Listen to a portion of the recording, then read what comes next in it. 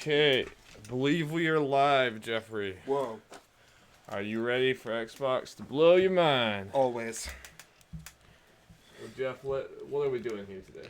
We're about to watch the Inside Xbox X018 Special.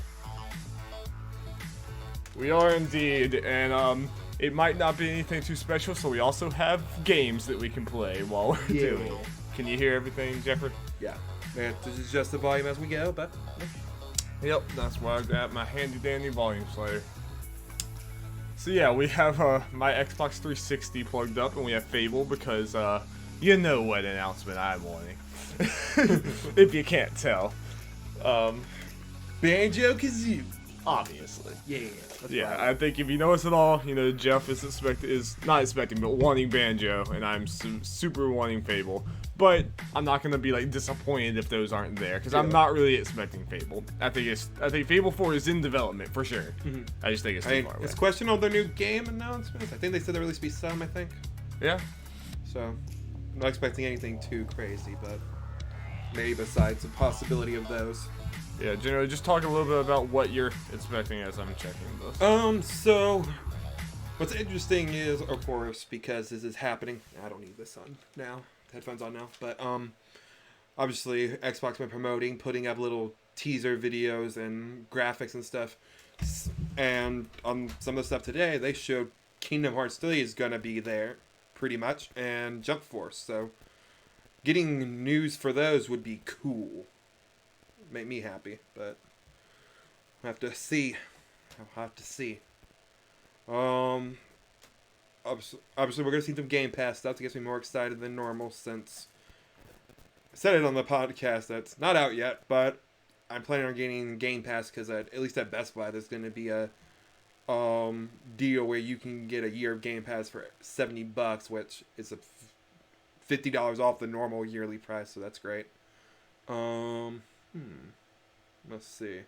What else? Obviously, we'll hear some stuff about PUBG. Probably some Crackdown news and probably give an exact release date, I imagine. Sea of Thieves and State of Decay 2 updates. Probably see some Devil May Cry. They've already said there's going to be some PUBG thing, not that we care that much, but they said PUBG and Shadow of the Tomb Raider, I think. Yeah. I have PUBG downloaded on my Xbox now, you know? Yeah.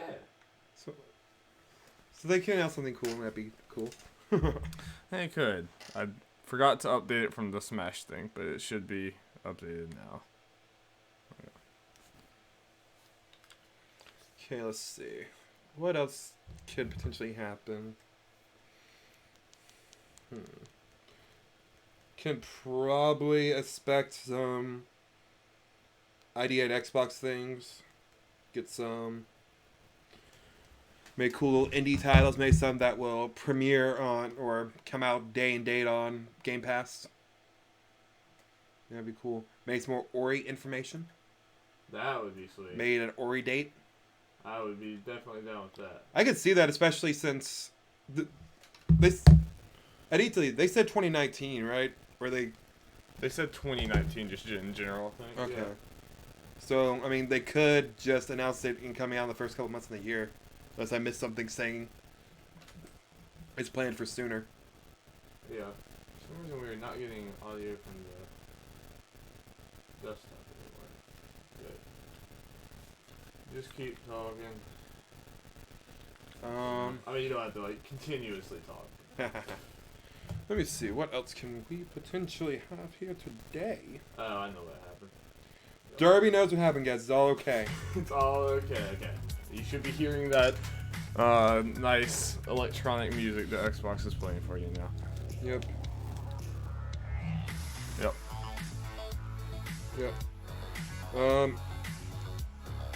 Shinji Hashimoto from Square Enix is there, apparently.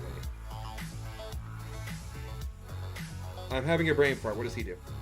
Is he a Kingdom Hearts guy? Who was it? Shinji Hashimoto. Yep, co-create. Oh yeah, I have New York. He's a co-creator of the Kingdom Hearts series. Kingdom Hearts confirmed, Darby. Let's go. Let's go. It's gonna be great. So you expecting a like one of the worlds that's been announced, but we just haven't seen much of? I guess we could see more of the Big Hero 6 world. I feel like we've seen at least some gameplay for about all the other world. More we could see. Again, this thing comes out in 2 months, and they said they were going to announce all the worlds beforehand, I think. And there are not really many other places, maybe besides Game Awards, they could announce the new world. So, I can definitely see us getting a world announcement here. I actually just the thumbnail's not updating, but oh well. The title is. Yeah. Yeah, that's no big deal. Don't risk screwing it up anymore. It's not the biggest deal. I think we are good. Okay. We always come down to the wire. Good thing we had technical issues before this. Good thing the football game ended. Kind of Yes. early-ish. Didn't take too long. Wish it could have ended better. Yeah. All right. Well, Jeff, all right. boy or girl? Or should we flip a coin? Let's For our be Fable playthrough. Well, obviously a have to girl. have a coin. Alright, obviously a girl. Obviously. Avi. Girl. Look at it. Yeah. It's usually my go-to, so let's go. Oh, Jeff, I would lose my mind if there is a Fable enough. I mean, it's one of those that I'll be hypocritical and like if it's a JPEG, I'll still lose my mind for at least in the moment. I just want an acknowledgement that it exists. As we said in the as I said in the podcast yesterday, I think some of those JPEG things are fine depending on the context. Yeah. Like, I would lose my mind if they Banjo Tooie. Partly because Well, I have no especially- reason to believe that would actually exist. Yeah, and that's even a little different from Fable. That's even more like relevant than Fable because like I mean, obviously they haven't said anything, but because of like Kotaku reporting and all these other, I think it was Eurogamer. I mean, we know they've know hinted that at it's it. happening. Yeah, just part of the leaks we know we have a good idea what they're hinting at. Fable 3 did come out in 2010, which is 8 years ago, which is kind of crazy. Like that's Fable 3. That means I played Fable 2 like 10 years ago, which is wild to me. Yeah. But that's still more recent than Banjo, Yeah. you know. So Yeah, Nuts and Bolts was even before that, I think. So, yeah. The thing that would temper my Banjo excitement is the fact since Nuts and Bolts is a thing, there's no guarantee if they announce Banjo that it's a actual 3D platformer and not. I think you're almost guaranteed for Yeah. that because like 3D platformer, I feel like it's come back. and if they're gonna bring Banjo back, they're gonna bring it back because they're like giving people what they want, like the old school. It's gonna be like a Crash Bandicoot type thing or whatever. Now, would you be like? Are you kind of wanting just like a completely new Banjo-Kazooie, just like with using like kind of the vibe of the older ones, but it's a completely new game, or would you like a kind of Crash Bandicoot Spyro type remaster or halfway remaster remake of like an old game? I'd be fine with either. I prefer new game. Yeah. But if they did announce Crash style Banjo Kazooie / Banjo 2 remake type thing, I'd be excited. I'd get it. Yeah. But a brand new Banjo platformer, that's the dream, Darby. That's the dream. And also, I've mentioned this before. It's one of those things. I don't know if it's just from us talking out, casually or in podcast. I feel like with a Microsoft style budget, they could kind of Super Mario Odyssey it. Make a big 3D platformer that's not just feels like it's a kind of cheaper project, and you can make it a big deal and have some like advances and make it feel like, okay, this is like a new style 3D platform type thing. Yeah, not necessarily to the level of Odyssey, but kind of more in that direction than just more Odyssey than Ukulele. Right, and they're trying to make it more of like a modern game, but like paying that's what I'm attention getting at. to Instead of Ukulele for trying to be more stuck in the past and Odyssey, but like even in its controls, like its controls had a lot of the same like pains that you would have in a N64. platformer. Yeah. And I feel like with Banjo, they could do that kind of Odyssey thing and then still keep the spirit of Banjo. Right. I mean, I think we've proven with Crash and Spyro that these older series can come back in a big way and sell a lot. Not that I would think Banjo would do Crash numbers. I don't think really any of these would, but I think it could do enough to be worthwhile of doing it. And it seems like it goes along with Xbox wanting to get big wins with the gamers. Yeah, and a good, AAA style, whatever, Banjo platformer would just fill a niche that most of their games don't. Yeah. Just expand their first party stuff, which honestly at this point Sony hasn't had as much luck with that kind of thing recently. It's true. They've had Knack, but that's been not well received. Right. That would be kind of, they would stand out, I guess, them and Nintendo. Yeah. But since Banjo is already a beloved character, it would be a pretty big deal. Yep. I mean, again, I know I'm really biased. It's a shame Xbox not using Banjo. They have him. I think they will. Even if, I think there's a good chance that it doesn't happen today, but I think there's a good chance for, this coming E3 or sometime afterwards. I think it's gonna happen. Yeah. So we're apparently 10 seconds away, Jeffrey. So let's go. Move over to our, let's put Fable in the corner. Hopefully we get to just ignore Fable, because... Yep. Alright, here we go, man. Yep. I guess move that so we don't... Yep.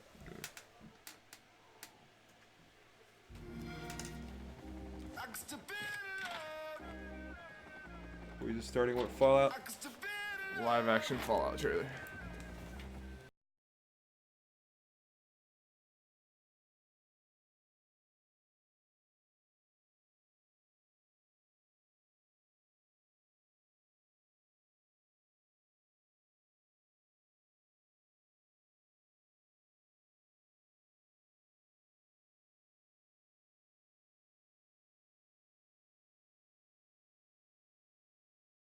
So this one of those things is just a popular song and I just don't know it. Oh yeah.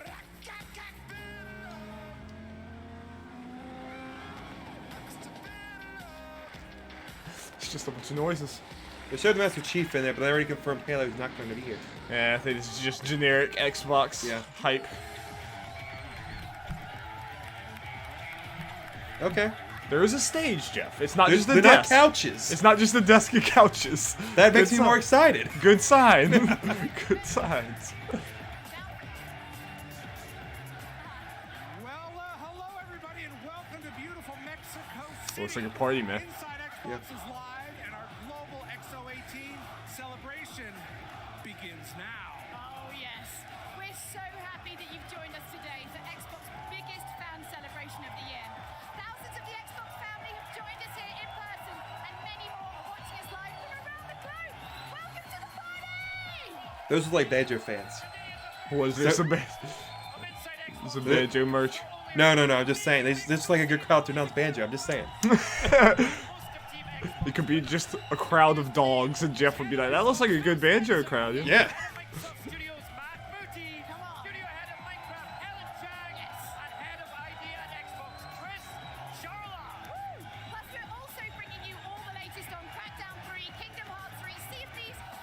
There we go. They added that. We're getting a new world, Darby. We're getting it. You're getting it. I mean, if they named Kingdom Hearts right there, I believe. Right off the bat.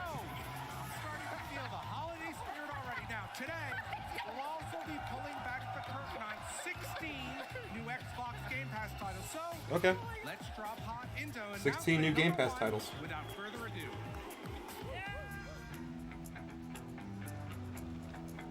Is it Just Cause? Or no, this is PUBG. PUBG. Yeah, PUBG. Yeah. That map looked cool though. That might already be in there, I don't know. Yeah.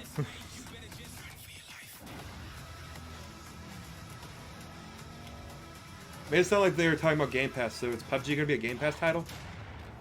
Maybe. That'll be another good thing to get in there before it goes to Xbox. Oh, it goes, Yeah, it goes to yeah. PS4 on it.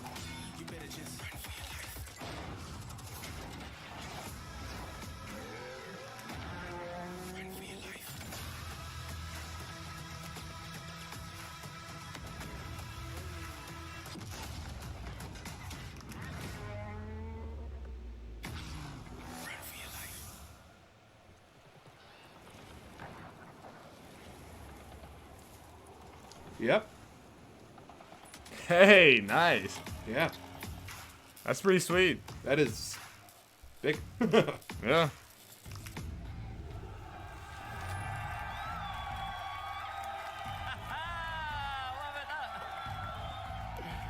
Yes, there you go, folks. PUBG is dropping into Xbox Game Pass in just 2 days on November the 12th. I guess that makes sense. They do the free thing and No! If you're not an Xbox Game Pass member just yet, you have to know these 3 things. Number 1, membership gives you instant access to over 100 games for one low monthly price.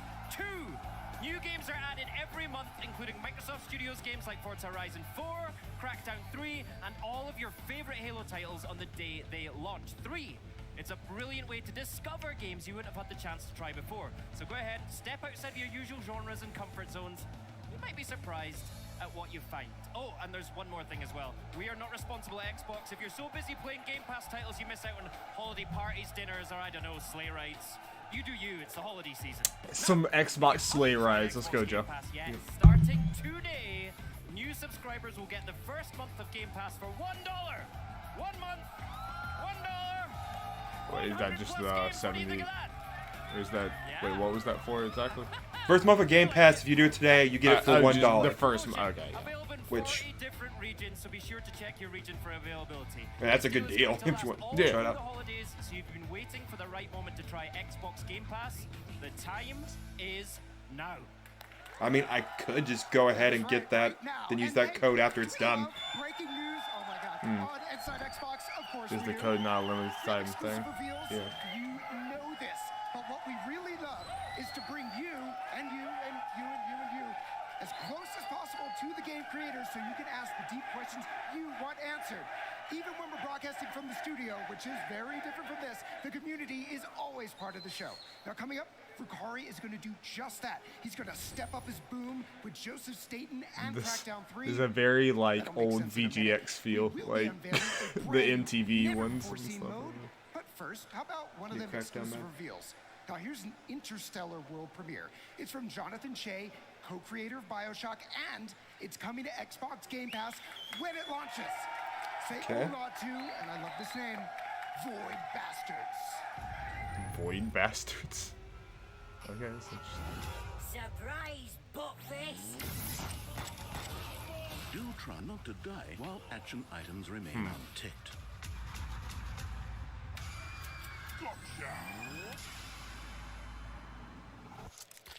Client expired. Looks like an Adult Swim game. Like just Yeah. art style wise. Looking to you for a paradigm shift towards competence. Is that a cat? Why do one of the weapons meow? This is interesting. That was a cat thing. Okay, I'm in. Come here so I can give you a hug.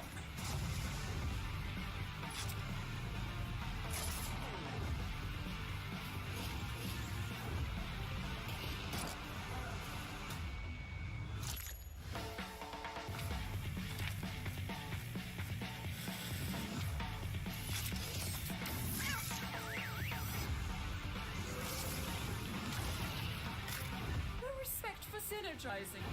It's very Adult Swim. Yep. Yeah, I'll play this.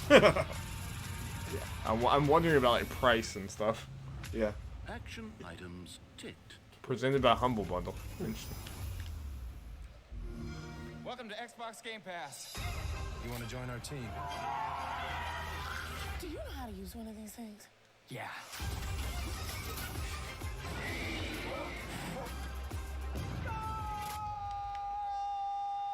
Alright. I'm gonna beat up this idiot. Maybe we shouldn't have hired a hitman. I forgot they added Hitman recently. Like the first one. Yep, that's cool.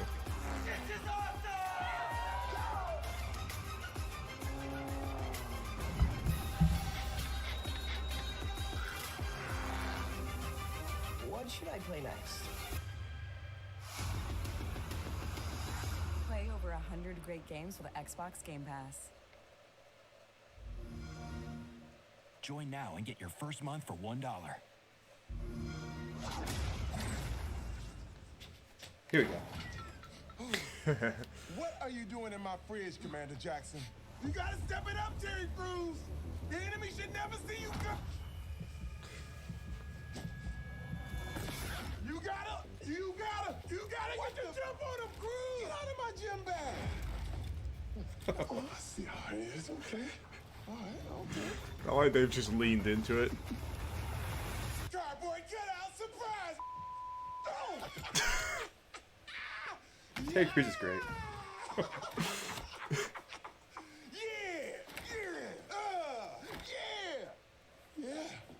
Yeah.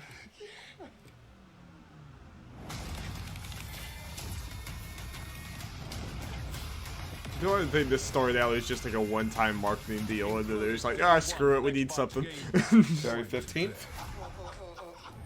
Okay, so they get ahead of that 22nd instead of behind it. That's good for messaging. Like, it's not a delay. If anything, it's actually got moved up. Bump up. Very curious about that game. Well, we'll be able to play it. Yes, yeah. That's another just very good thing about that service. They might even be a tad bit hangry, so I know I don't say this a lot, but let's go ahead and skip the appetizer. Can we get to the meat and potatoes, please? Yes, it has been way too long since we talked about Crackdown 3 multiplayer, and today I'm happy to announce Wrecking Zone. Wrecking Zone is multiplayer the Crackdown way. 2 teams of 5 agents unleashed in fully destructible battle arenas. It's real, people are playing it right now, and we brought along something so everybody watching can share in the fun. Well, let's stop talking. Let's just have a look, yeah? All right, let's go for it. Let's do it. Listen up, agents. Especially if they have Crackdown 3 playable. I'm kind of surprised they didn't invite a bunch of people. That's why the agency has created the ultimate combat arena. Welcome to Wrecking Zone. 2 teams of 5 agents battle for supremacy. Smash through buildings. And just honestly, I've felt this way for a long time. Obviously, it's like it could use some work, but Crackdown is just like dumb fun to me.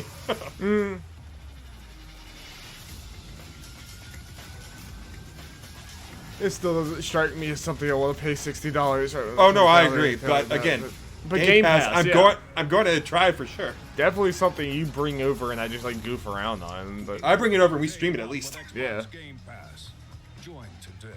I'm just wondering. Yeah, I don't know. I'm just wondering how it's going to turn out. Yeah. And sell. I mean, State of Decay and Sea of Thieves have sold fairly surprisingly well. So. Yeah. That's good. Now, for those watching at home, this looks like an entirely new way to play. Is that correct? Yeah, that's absolutely right. So we're using the fact that we're getting into this early could be a good thing. Yeah. Destructible environments. Everything you see, everything is something you can break. So you can use your rocket launcher or a flying fist to smash into a building and then blow out the other side. I saw a lot of debris. Yeah, absolutely. If you see a bunch of enemy players escaping across a sky bridge, you can take out your minigun, shred the bridge, bring the whole thing down. Ricari, if you want to drop a multi-story building... No, first of all, if is not an option. When I absolutely do want to drop do a that. multi-story building on top of the enemy team, you can go for it. Cloud destruction enables all these really cool tactical choices, and it looks spectacular too. And we're looking at some of that actually right now on the monitors, and it's just absolute chaos. So with Wrecking Zone, it's great to see it in action, but what other content can fans look forward to? So many colors, when Crackdown 3 ships? Yeah, absolutely. Give me So you can colors see and explosions and announced buildings super map. collapsing. That's all we need. Blackout Zone, and we've got another map called Nova Station, 2 modes, territories, and Agent Hunter. And when the game launches, you'll have access to an arsenal of weapons and equipment, overdrive, skill boosts, a whole bunch of things to customize your player, your agent, just how you want to play. Not to mention there are a whole bunch of fun ways to customize the way you look that we'll be talking about closer to launch. All right, so I've played in my playtest, I've seen you at playtest, but I gotta ask, what is your favorite part of the game? So Yeah. Yeah. Give us the secrets. So for Wrecking Zone, what's really amazing to me is, if you have a first generation Xbox One, if you're playing on PC or a brand new Xbox One X, cloud destruction means that the destruction experience is the same on all platforms, which is really great. For a campaign, Ricari, I'm universal a world design, destruction. story Universal guide in the destruction. campaign. Yeah, everyone It's gets the same awesome. destruction. It's that same great open world, orb hunting, vertical We don't gameplay. want anyone to have a sandbox destruction fun advantage. As the original I just realized, game. Darby. That's just like a better Agents of Mayhem. Yeah, you're kind of right. I just Yeah. want to take a sec to give And a big neither of them thanks might be to our successful, development but partners, Sumo Digital, Elbow Rocket, Certain Affinity, everybody it does else look like that's dumb just fun. busting ass every day to make Crackdown a great, well-rounded game. So thank you to Yeah, everybody. all right. Now, I've got to ask. And this I is really for just don't everybody even here, know this is for much about everybody the at home. original Do we Crackdown. have fans of the original Crackdown out there? Yeah. That sounds like a yes. They might. Good, No that's more. good, all right. Wait, what? So we have So I some really just don't back-to-back even know news that for much about the original Crackdown as well, Crackdowns. yes? Yes, that's right. So the big news is, as we saw the announcement, we're releasing in Game Pass and globally February 15th, 2019. But we have some more fun news as well. So if any of you guys have never played the original Crackdown game, we're announcing today for free, you can go and download Crackdown 1 from now until November 30th. Yeah, how about that? There we go. Sweet. Yep. Now, As Crackdown well. 3, Crackdown 1 is one of my favorite original Xbox games. If you have an Xbox One X, the enhanced visuals look awesome. So go to the Xbox, the Windows Store, download your copy today, and enjoy. All right, well, thank you very much for joining us. Appreciate it. Now, don't forget, Crackdown 3 will be available on Xbox Game Pass when it bursts onto the scene this February, like you mentioned. Coming up in just a few moments, Julia will track down Phil Spencer, head of Xbox. Jump Force. What's on Phil's mind? Sweet. We'll find out in short order. Of I course, see he's Kingdom out in the Hearts crowd on there. there New somewhere, studio chatting announcements. with the fans. Either Oh, way, wow. we'll be right back. Hey, that could be cool. Didn't even think about that. I've heard rumors that Obsidian is not going to be here, based on what Jason Schreier has heard. He heard that it could be here, but he's hearing no. Okay. But that in a way has me excited because that means more other than yeah, that Obsidian. means if they're advertising new studio announcements and that's not one of them, then Did not see Kingdom Hearts on there, but they mentioned it earlier. But I mean, it's like you know it's happening. Yeah. They literally like Yeah. that was one of the first things they said. all right, we're 15 minutes in. So far, it's been good. Yeah, I mean, it's definitely like I think it's. I think they had established the like The tone, vibe and tone of it immediately, and I think it's kind of seeming like it's somewhere in between like a buttoned-up E3 conference and just kind of fan event. Yeah. You know, it's like I haven't feel like they're wasting my time so far. So like it's I mean, like it's obviously the most likely the thing that's going to feel like it's wasting our time potentially is, and I don't even mean this in a bad way, is when Sea of Thieves or maybe State of Decay 2 comes up. Partly because we don't care, but we may not. They saying waste our time is a little unfair to them because we don't really particularly. Yeah. Like, this is not going to be as tight as an E3 conference. It's also 2 hours, and it is a fan event. But I like the, so far I like the vibe of it. We're obviously very early in, but Yeah. I'm just hoping there's some surprises, Honestly, with the Sea of Thieves and State of Decay stuff, show me stuff that makes me want to try those things out more. Yeah.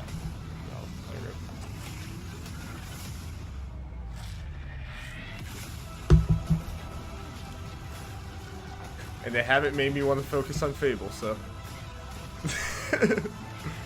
That's the best compliment you can give them, Darby. Well, during this Battlefield stuff, I'm kind True, but this is just an ad. It is. For game. Is it out or coming out this week? It's sometime in November. Yeah.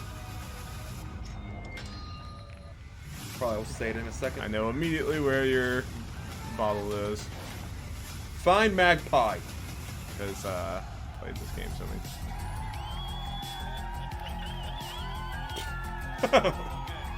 They're just in the crowd. Mosh pit! Spencer, let's open this pit up! Ah, Slayer! It's amazing. So you've attended Mexico Fan Fest before. Like, how important is it to come here and be part of the community? Yeah, Mexico's a huge market for us. We launched the first time here in 2002. This is our fourth. No, Fan Jeff, do you Fest want me in a to row. give this I mean, just look alcohol at to the energy here. alcoholic It's or the such a person great who's place. trying to get the alcoholic to be better? I've had like 8 personal reasons to London makes it better. That is the option I normally go with because it's kind of messed up to do the other one. Well, I mean, just coming off the back of Joe announcing Crackdown, our date for Crackdown, the fact that it's going to be there day and date in Game Pass, it's one of my all-time favorite Xbox franchises. It's just great to be able to show people multiplayer. I've heard No, again, people it's wanna a. see multiplayer. So It looks great that they actually moved it up. No, that helps a lot. Yeah. Like they needed to get away from February 22nd, but I didn't know if it was going to be possible for them to move it. At least give people a week to try it on Game Pass and get the word out. I'm going to just step away for just a second, but hopefully I don't miss anything too crazy. My mouth is just hurting me, and I use my wisdom. I think one of the things I really love about being here is the families that are here. And we see parents with their kids. It's a gaming is such just an activity that brings people together. It's awesome to be here with so many families having a great time. This is just what gaming should be about. So, I mean, obviously we hear you talk about, gaming for everyone, and, we brought out the adaptive controller, which was just something so incredible. I mean, that's only just, one small part of, gaming for everyone. What does the whole thing kind of mean to you in its bigger picture? I love the art form of video games. I think we tell stories that bring people together. I think whether it's competing or whether it's cooperative, I think everybody should be able to play. You talked about the adaptive controller. It's awesome. We're launching the adaptive controller in 17 new markets in 2019. Wow. I don't know what the reason is, but May doesn't have a physical edition yet. But the girl is holding a Hellblade case. Interesting. Like the girl talking right now? Yeah, she has the cards and she has a Hellblade case, and I was able to read the side. Yeah, what else could they have to announce about Hellblade? It has extra words on it. It might just be Ninja Theory, but Ninja Theory news would be so cool. Like non-Hellblade Ninja Theory news. I mean, as someone who really loves to future games, it's why I love tech, it's why I love gaming, and it's great to have you here. Obviously, you guys are making such huge, or rather, we are making huge steps forwards, technologically and kind of smaller incremental steps every day. Like, where do you see us in 20 years' time? Like, sell us the dream. Where are we going? Where are we going? Come I love on. that. I mean, you think about for us when we started on this journey a few years ago. We said we want to make sure we've got the largest library of games for people to play. So we did things like backward compatibility. We did some work on our platform and our services, brought Mixer in. People told me, hey, I want better hardware. We went out and did S. We went out and did X, the most powerful console in the world, something we're committed to in the future. And we wanted to bring all gamers together regardless of what platform they're on. So we've been talking about cross-play, cross-progression. We showed a little bit about xCloud in the future. But when I really look at next, I think we got a ton of work to do on Windows. And Windows is something I'm very committed to. I've heard the feedback about our store. I'm going to take a bigger leadership role on what's going on with the Windows store, make it really tailored towards the gamers that we know want to see the best from what we have to offer. And it's going to be a fun journey. You're going to get in there and tinker a little bit. Little bit, just a little bit. Just a little bit. So, I mean, I'm loving all these big announcements for Game Pass, because, to me, when I think of a subscription service, you kind of always assume it's going to be kind of like the, You guys haven't really done that. So, I mean, and presume from that, you're saying you're super committed to this service. This is how you see the kind of future going. Well, I would say it's about choice for gamers, right? So people want to buy games to build their library. That's their choice, and I love that. I love the fact that we offer that. For a lot of people, the best way to build their library of games to play is through Game Pass. Where I'd say 12 new games coming to Game Pass this holiday. Obviously, our first-party game coming day and date. It's going to be great. When I look at the games coming next year, it's going to be awesome. I think it gives gamers a choice about where they want to play and how they want to play and how they want to build their library. And we've got millions of subscribers now, and it's just great to see people choosing to play new games and finding new ways to discover interesting talent. Yeah, and kind of mixing up the genres as well. You might be well into shooters, but actually you're like, oh, hey, it's not going to cost me anything. I'll just have a little dabble with that. That's the best thing. Like what we see when people get into Game Pass is they actually play more games. They actually buy more games, which maybe seems counterintuitive. They try genres of games that they don't normally play. I was trying to think of what could be the Hellblade news. I think it's just been a great thing for the creative community. We want Makes sense. many kinds It'd be of cool games for that to be game, yeah. successful as possible. I mean, it is their game now, I guess. Yeah, they could easily do that. Quite a few little studios. It'll be there at some point. I have a quick question. When you acquire a studio, do you use like a comical size check? Is it like It's really tap big? and go. Oh, it's tap and just go. tap and go. Studios. Oh, okay. So there's going to be a few, obviously a few more. Some pretty awkward banter going on. Obviously, Hellblade was a big thing. A little bit of news around that particular title. Yeah, I mean, one of the things people know, Hellblade coming to retail on all the platforms. Yeah, it's that's what shipped they're on, doing. which is great. So coming to PlayStation, coming to Xbox. Hellblade Awesome. retail. This December, Hellblade coming to Game Pass. Yep. Yep. That's gonna be great. I mean, it's a game that highly rated. I think everybody should play. Tells an important story from a studio that we obviously love. And you talk about studios that we bring in. It's about that cultural fit from us. Do we have something to add to the studio? And it's really fun to not only see what Ninja Theory's done in the past, but to look forward to next year and things that might come. And Hint, some other hint. links to do with studios, maybe? Yeah, I think we have Matt Booty on the show at the end, maybe to announce a couple new things coming to the studio. Okay, that's very Fall for this. exciting. We're buying NetherRealm. It's a Thank you. pleasure. And thanks for being us. So, We're buying WB. Yeah, from W. We're buying all of WB. it's gonna be We're buying good. Batman. Now we get to Kingdom We Hearts own 3 Batman. World premiere. Let's celebrate Hellblade coming to stores and Xbox Game Pass in style. Yes. Wait, did you say just a world premiere? Yeah. This is a trailer for it coming to Game Pass, I'm guessing. It said Kingdom Hearts world premiere though. Oh, okay. That's why I got excited. Okay, I didn't hear the Kingdom Hearts Yeah. part. Though. I guess it'll be after this. You still haven't played this game. I haven't. Play this game. I have it. Now I'll have it on X. X do it on Xbox. So if you play it without wearing headphones, I will be very mad at you. That's what I have these for. Yes, good. And they have the 360 degrees VR mumbo jumbo going on. Oh, yeah, that'd be cool. Hopefully it works on non-VR stuff like that. Very cool game. Very tedious game, but it's a very cool game. Yeah. Like, it's not a perfect game by any stretch, but it's super good. It's That's a good game for Game Pass. very unique game. December 17th. Everyone should give that a shot. There we go. There's something.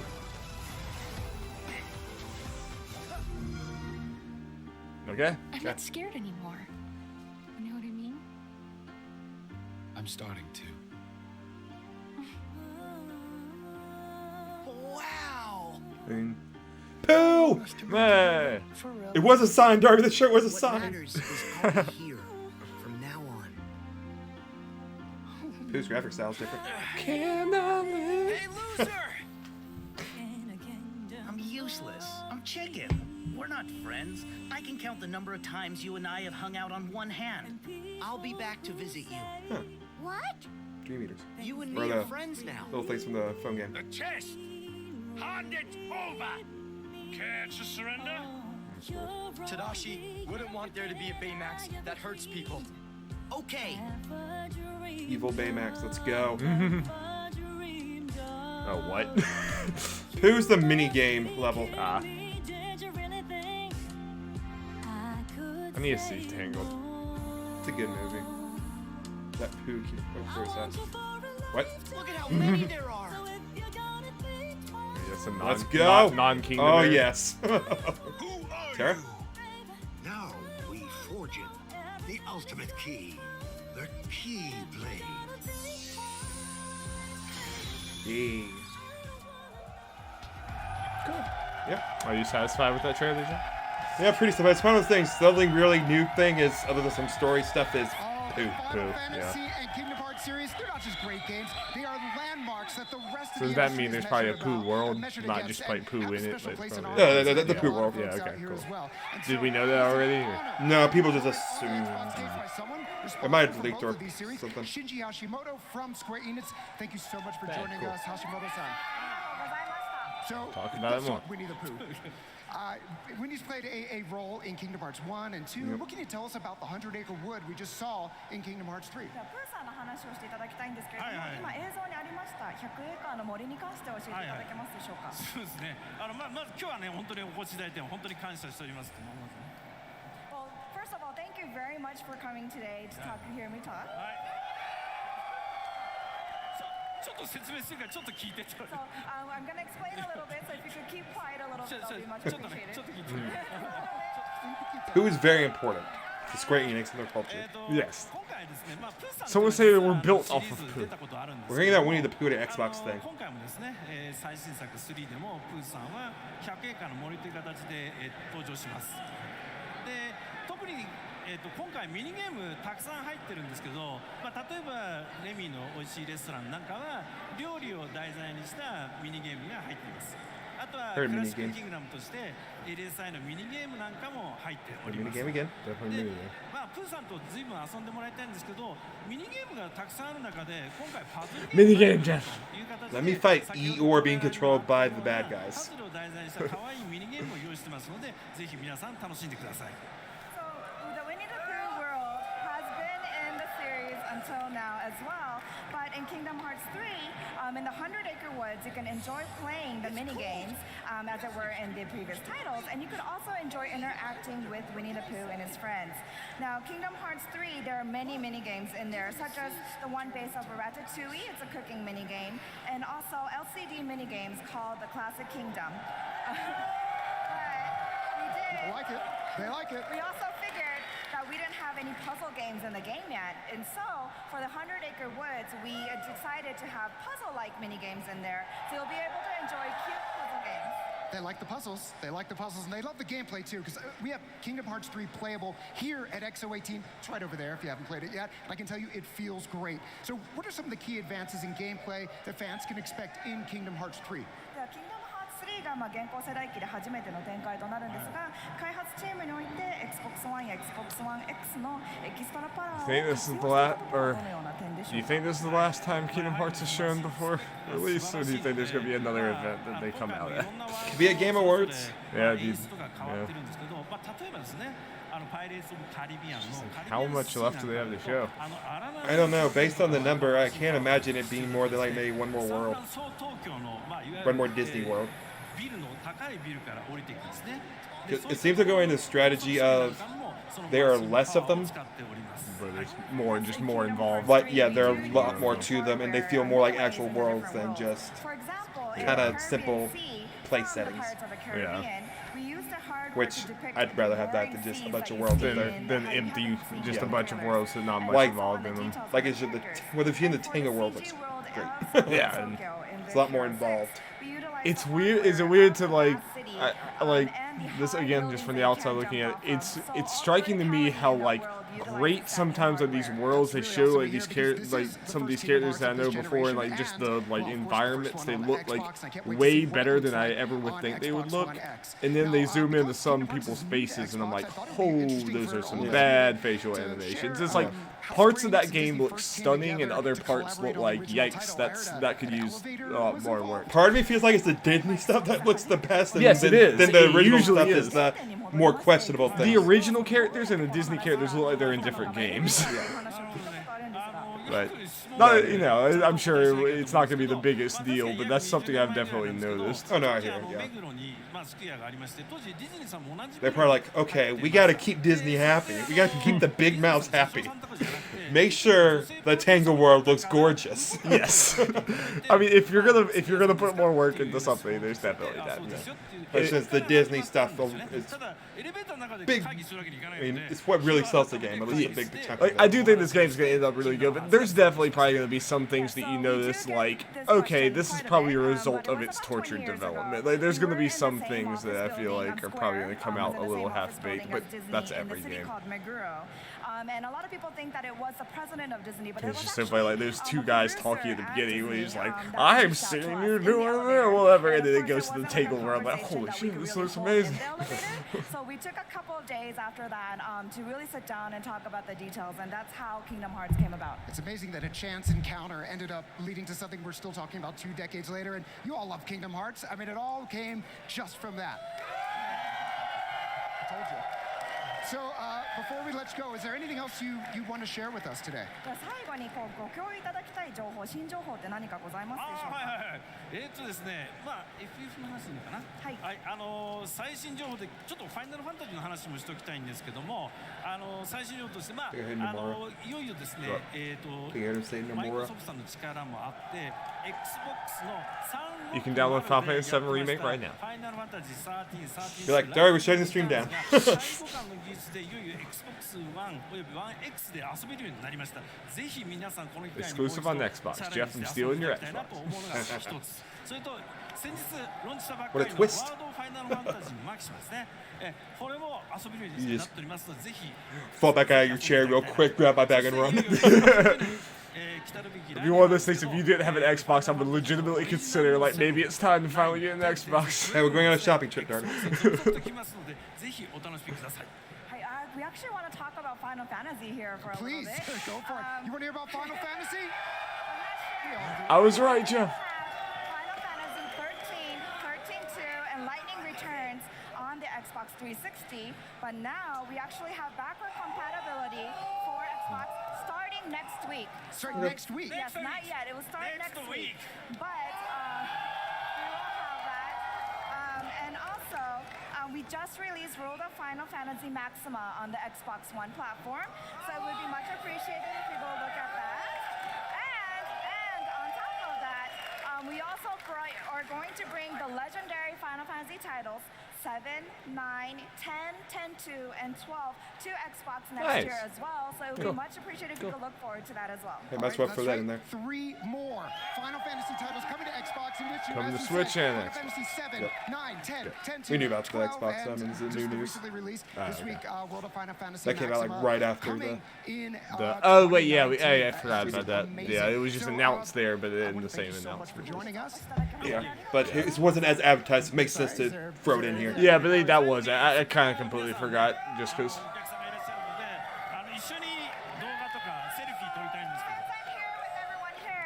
Want to take a selfie with everyone? Can we Do you want to take a selfie with Shuji Hashimoto? Oh no. It's not a selfie. Maybe he didn't say selfie.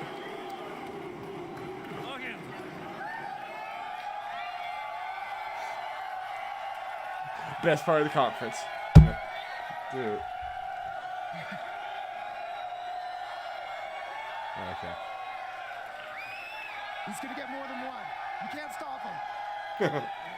Phil Spencer's like, stop him! We're on a schedule! We have a show! This will be the next 30 minutes of the show. Is him getting selfies with everyone possible. Right, that was great. Oh, sure, why not?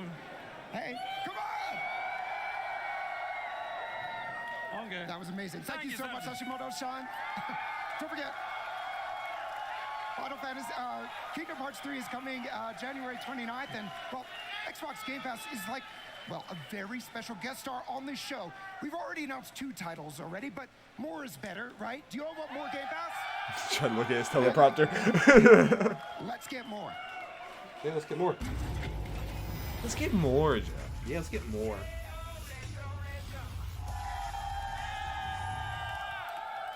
Fantastic news that the Final Fantasy 13 games are coming to back-compat. The backward compatibility program has received such an amazing response from But fans. they will say they're all going to be on Game Pass. Hundreds of Xbox 360 games available to play on Xbox One, and even some original Xbox favorites. Now, before we get to more brand new Xbox Game Pass announcements, one last note for back-compat fans. Civilization Revolution Civ Rev is already in our back-compat catalog, but there's a new Xbox 360 enhanced version of Civ Rev, so you can play on your Xbox One X in glorious 4K. Now, we told you we have 16 Xbox Game Pass games to talk about today, so let's knock out some more. Gladly, Larry. All right. Okay. Coming in at number 4. Ori! Hey, sweet. Okay, I'll be playing that. Yeah, sweet. I mean, well, Yeah, we knew it. well, no, we didn't know completely because Moon Studios Oh, yeah, is you're not right. owned by them. Yes. So that's actually news. Remember we were talking about we Yeah. didn't know if that was happening. I love the comic book style. It's based on the Image comic series I don't from know if I Robert got this. Kirkman, creator of The Walking Dead.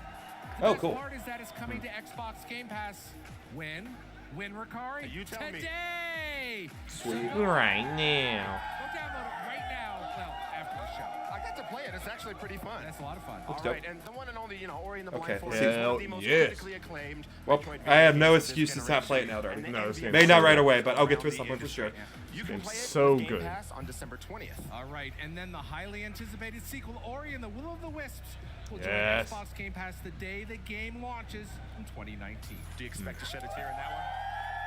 Yeah, we will. We will. Everyone go play that game. Stay tuned for Both 10 of them. more Game Pass announcements. Yes, that is correct. 10 of them. Next up, They got the name of the last one wrong, the Robert Kirkman one. Franchise this They said the Which wrong game name. Is that? Well, let's find out. Ahoy! My name is Caesar, and I'm dying to hear the news. Things from Sea of Thieves. I love you guys. Thank you.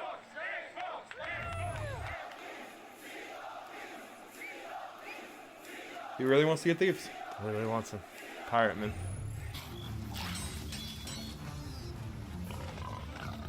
They have pigs. Do you like pigs? Now this will lead into binge. Came here for something new. The spirit of competition runs Nah, through but your confirming veins. Will the Whips is on Game Pass is Yeah, great. that's good. It makes me happy. And getting the original Ori on there. Yep. Well, you might be borrowing my More people need to play that game anyway. might be borrowing my Xbox unless you want, like you said, support on your Yeah, this definitely might be a game I just support. play it on your PC. I actually have a PC that can run it this time. Like when I played Ori the first time, it was chugging and crashing. No, not going well. No, having both Oris on there immediately makes Game Pass more appealing to me. Oh, it's awesome. Yeah, it's great. You're gonna love that game. Oh, It's I know. so good. No, Game Pass announcements have been great so far. Yeah. Well, I mean, even the two games I didn't know that they announced for it both look pretty cool. Yeah, the last one looks like a fun little thing. The Robert Kirkman comic style thing, and that's new yeah, that's- competitive mode. Okay.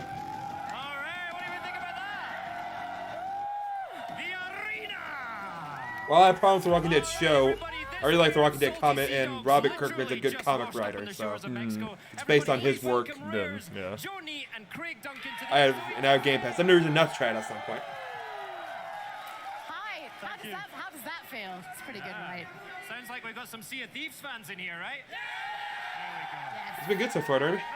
Yeah.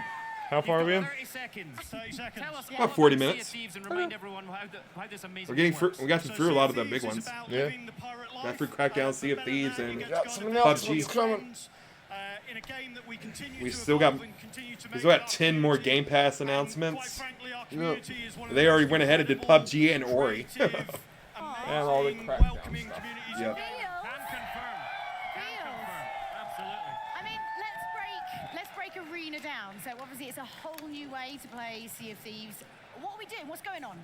Yeah, so the arena Sell me on is Sea of brand new, Thieves. coming to Sea of Sea of Thieves. Thieves always has looked fun. It's Yeah. just You're now gonna you be need selecting friends, either adventure or and it's arena. only Yeah. And it's a problem that only I'll have We want to have this as a platform access to kind to of it. build on and grow like we have been with Sea of Thieves, the adventure mode. So really But offering competition on demand to people. And so It'd be great if they announced the Windows version of Game Pass maybe a date here. I don't know. hunting kind of mode, basically. So Yeah. you're competing against other We crews know for it's treasure. probably And we it's know kind it's of one of the coming best pretty bits to much. see Yeah. things condensed So down into a that'd be kind dope. of They announced it was short very competition soon, on and demand. then That would be great. I would love to play. I would play with you on my PC, and then if like Alex gets it on his laptop, you know. Sea of we Thieves would do that. concentrated. I love that. Craig, when are we going to get a chance to play it? So, as Joe mentioned, we're playing it in the studio at the moment. What we've learned through I mean, that'd be great if they announced it and the price is the same for Black Friday. We could both get it for $70 Yeah. Game Pass. Yeah. Then we'll be set with all these games. All these Game Pass announcements, I think there's a chance that they do the PC. Yeah, anything. This conference is doing a good job to sell. Hey, Game Pass is really good. Game Pass is definitely the main focus, which I mean makes sense. Yeah, and they said on their Black Friday deal, so they're probably going to officially announce that $70 deal. Yeah, yeah, probably. And that will that's smart. 'Cause that is like a lot of people will be like, I'm buying it now. I mean, it's crazy how like when Game Pass was announced, it was already like sounds like a pretty good deal. I just don't do Xbox that much, and just like as the years have gone on, they've just piled on more and more to it, to where it's getting to the point now where it's like, okay, you should probably have this service, like if you have an Xbox at all, or even a PC soon. Especially with that $70 deal, it makes me happy I did not get PlayStation now. Yeah. Especially since you got it. Makes sense. Stop and buy the sunset because someone's going to be kind of competing with you, trying to get the treasure that you're getting, or you're going to be in a ship battle or something. So, yeah, it's intense. It's good to add another mode because cut me up if I'm forgetting something. I always feel like the main complaint for Sea of Thieves is it kind of lack content. Yes. I think it's one of those that just felt like it launched Yeah, so before. we're doing a panel tomorrow where we've got more time. Sorry, I couldn't quite hear you, Julia. We're going to talk a lot more about Sea of Thieves, about all the other updates, things we've done, some of the, I guess, hints of what's to come. And we're also going to talk about our update dropping in November. Which is Shrouded Spoils. So we'll give a bit more information about what's coming in that tomorrow. I've been paying attention. I hope all these updates are talking about our free stuff. Sounds like it is. Thanks for joining us. Thank you. Tomorrow. All right, Mexico. Thank you, Mexico. Which is awesome. I think a lot of the season. I know they had paid stuff, but Mexico seems like Sea of Thieves. So the next game is generating so much fan excitement, just as much as this. It's a fighting game featuring the most popular anime characters from Bleach to Dragon Ball and Naruto. And if you love anime and love fighting games, Jump Force is a dream come true. Now let's jet on down to Jeff for some Jump Force. That's a bit of a tongue twister.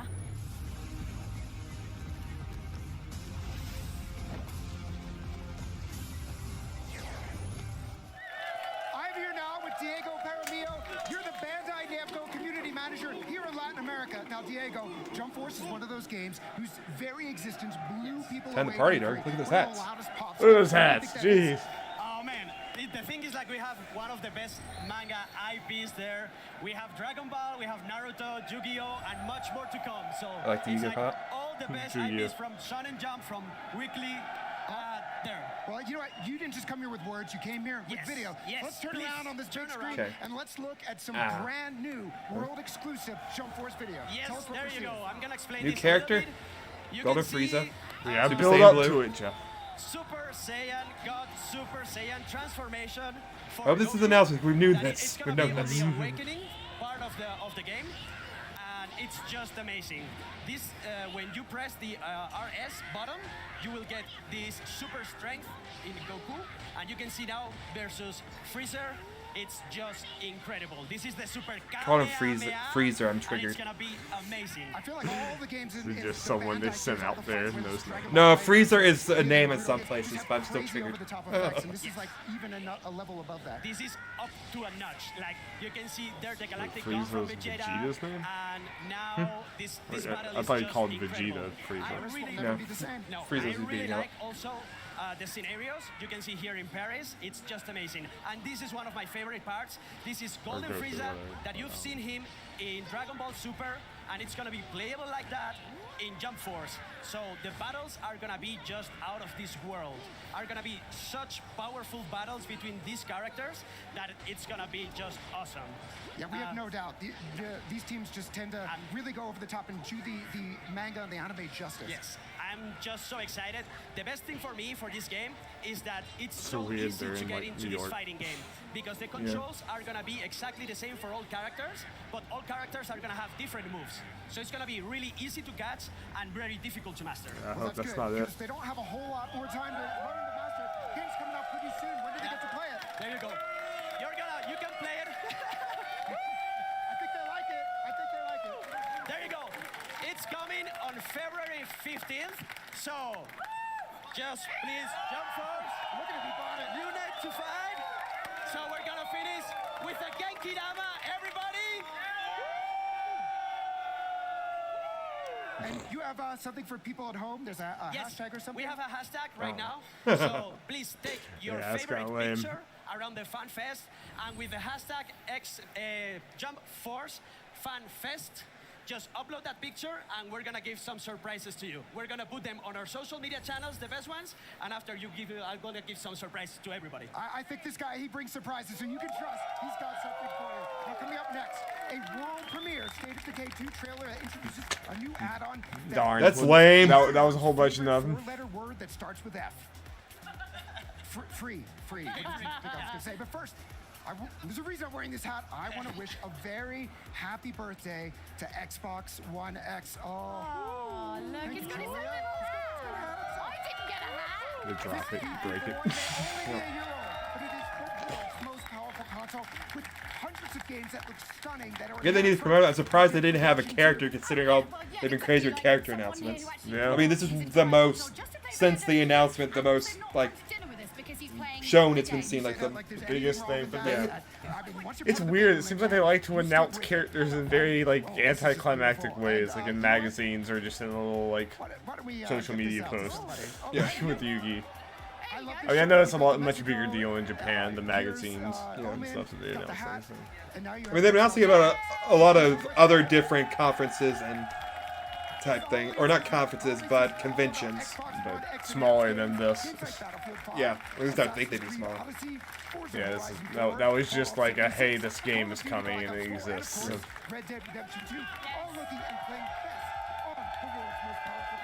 Here's Goku and Vegeta and just they drag give all Blue characters. and Golden, which we already knew about, so yeah, that does nothing for his announcements. Yeah. Oh, that was just pimp the Xbox One X and just say everything looks better on it.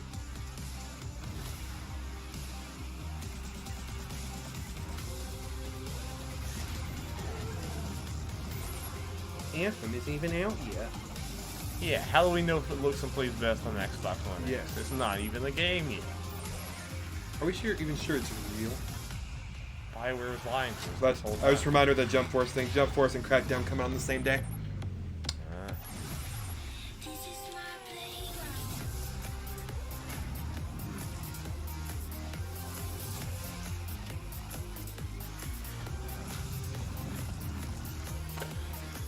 Oh, I'm just hoping there's some stuff, you know.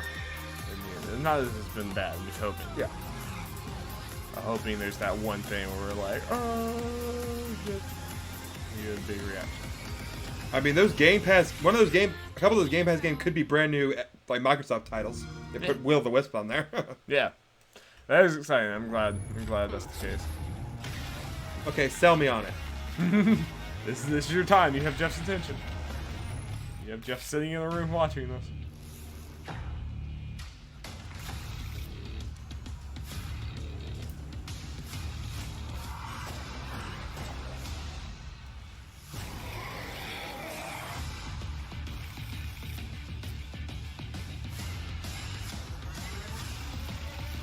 $4 million active players. Nice. Surprising. I still just don't even hear anyone talking about this game, but apparently it's sold better than expected. Okay. Pirates Registry? Okay. Cutting Xander's November. heads off. New weapons.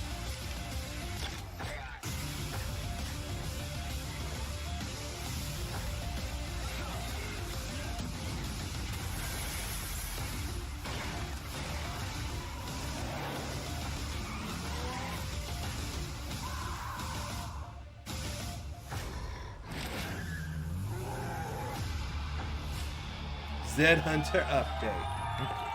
Hey, free update to Ted Cruz. All right, ladies and gentlemen, lock up your zombies. Richard Fogey, design director at Undead Labs, is in the house. Now, Richard, first of all, hello. How you doing today? Hi, good. You know, we've Hi, done this a Richard. few times, so it's good to see you down here in Mexico City. So, tell us about Zed Hunter. What's Yeah, new that with comes it? out on Friday. So, Zed Hunter is a new free update coming to State of Decay 2. First and foremost, features crossbows. Crossbows, new weapons being added to the game. Crossbows are a great way to take out zombies from a distance quietly without bringing the whole neighborhood down on you. The crossbow bolts that you shoot, they'll stick in zombies, they'll stick in the environment. If they don't break, you can go and get them back. So that makes it really easy to stay out in the field even longer. Okay. We've got 3 new super quiet melee weapons, 3 new close combat weapons, 6 new consumables, some of which are based on zombie plague experiments. Decay so just they give your visually does not survivors look very good. Special abilities that for a I mean, short time. To be fair, they did run it when this came out. It was a $30 like quote unquote budget title, See in the dark, they're harder for which makes it whole being #1 more impressive. Yeah, question yeah, that was it You know, was Daybreak came one out, of it those was summer amazing months. I tech kind and of it's fun. I forgot want to know what. with Zed Hunter, May? do I get to, you know, access this amazing arsenal? I just feel like I almost feel like it would have done them better to just go for like more of a stylistic look, because it's like it looks like they're like kind of trying to go realistic, but it's like PS2 realistic or PS3 realistic. Come out pretty quickly right after launch. But I know it's not exactly the type of game it's trying to be. Just not for me. Not just because of how it looks. It's just the gameplay doesn't really jump out to me that much. Now, they're obviously excited about that, and I know community is very important to you, so I want to know what role community plays in your development of that. Kind of sad about this, Darby. We're about halfway through, and they're about through all their big first-party things that we knew about. I can't imagine. And a lot of the stuff they've already announced, like games that they were going to show. Right, I can't imagine it's just that top-heavy. Yeah. They asked for it. We're coming with an especially since we got those Game Pass games to announce. Yeah. 10 more. There's still going to be PUBG stuff and still going to be Shadow the Tomb Raider stuff. That's going to take up some of this time. Are we sure they're getting more PUBG? They said that. Directly when they were talking about X018, they advertised new PUBG content. Okay, I guess. Which, I mean, that trailer we saw earlier, that was just part of everything else. That wasn't, they've advertised PUBG stuff. No, they did a little, I guess they'll probably still show more. I think they're going to show more PUBG. Do your thing. What? All right, so we're not going to say a whole lot about it, but we got something special planned. We want fans to be ready to return to Trumbull Valley in 2019. Go check out SayItDecay.com. All right. Well, there it is. Thank you, everybody. Thank you so much. All right. Well, now, how about a world premiere where you surf on top of cars and tornadoes? Check it out. Just Cause. Hello, I'm Billy from Mexico City, and I need to know more about Just Cause 4.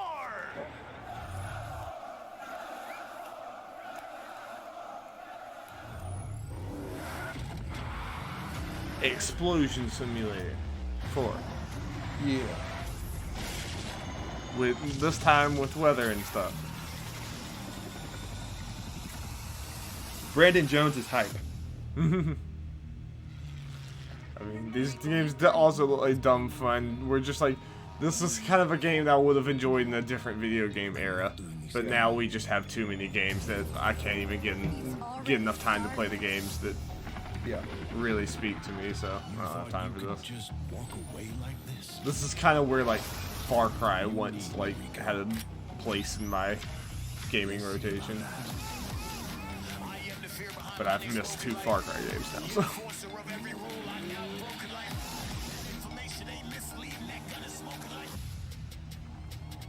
Rodriguez, I don't care who he is or what he wants. We're nearly ready. Give him a taste.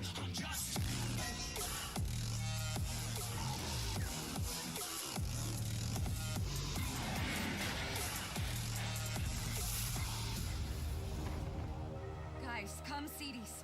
We've never been up against anything like it. Never? We're gonna explode a hurricane. Shoot the hurricane. Gotta shoot the eye. You stab it in its eye.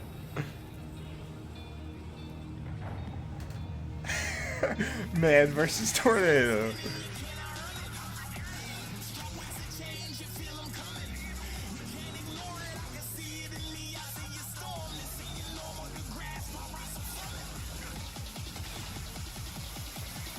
Okay, they've done good enough. I'm probably gonna turn off the table and get the fan to stop making noise.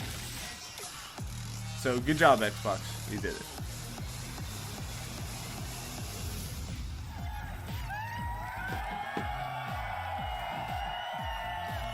Alright, keeps on forgetting this game's coming out. Are you kidding me? You like what you see?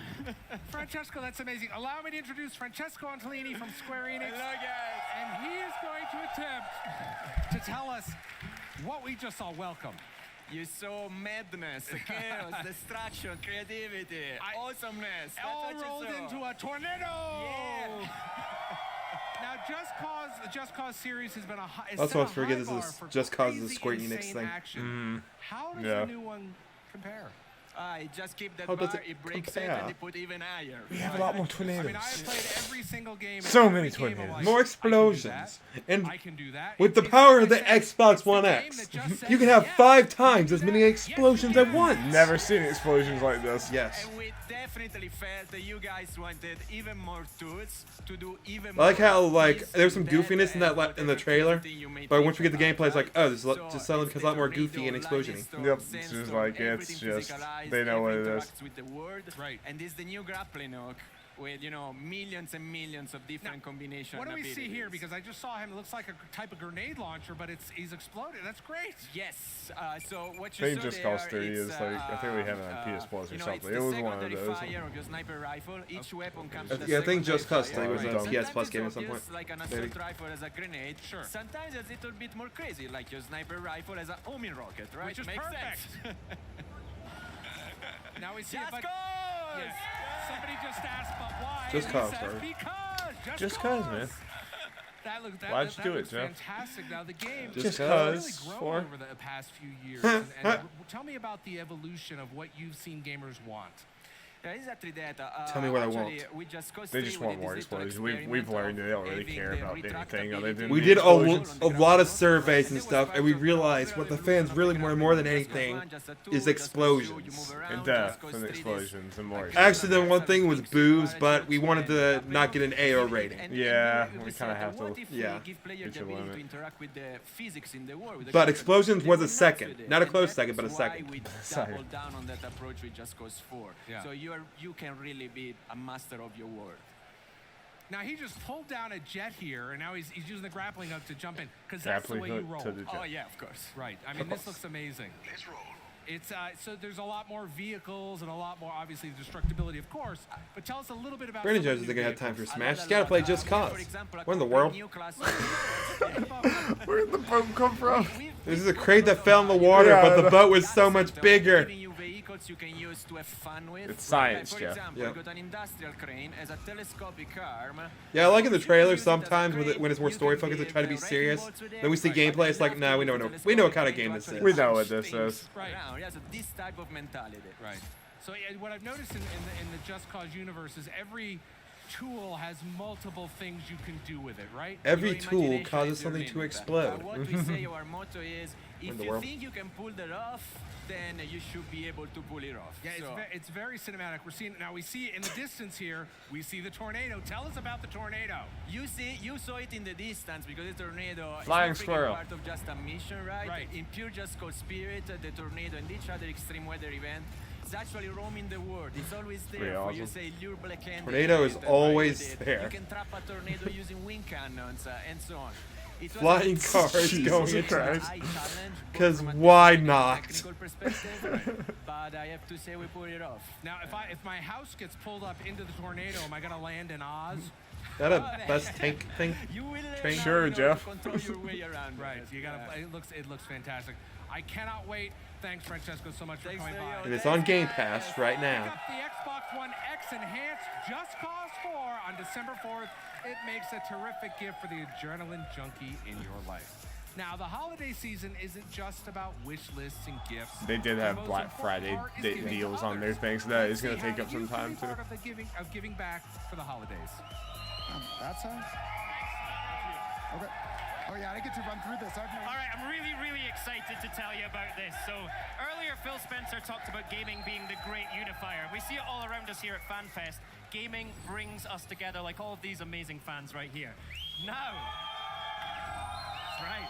This background makes me want to play Splatoon. Now we want to tell you about a way that you can be part of that unifying force and do some good in the process.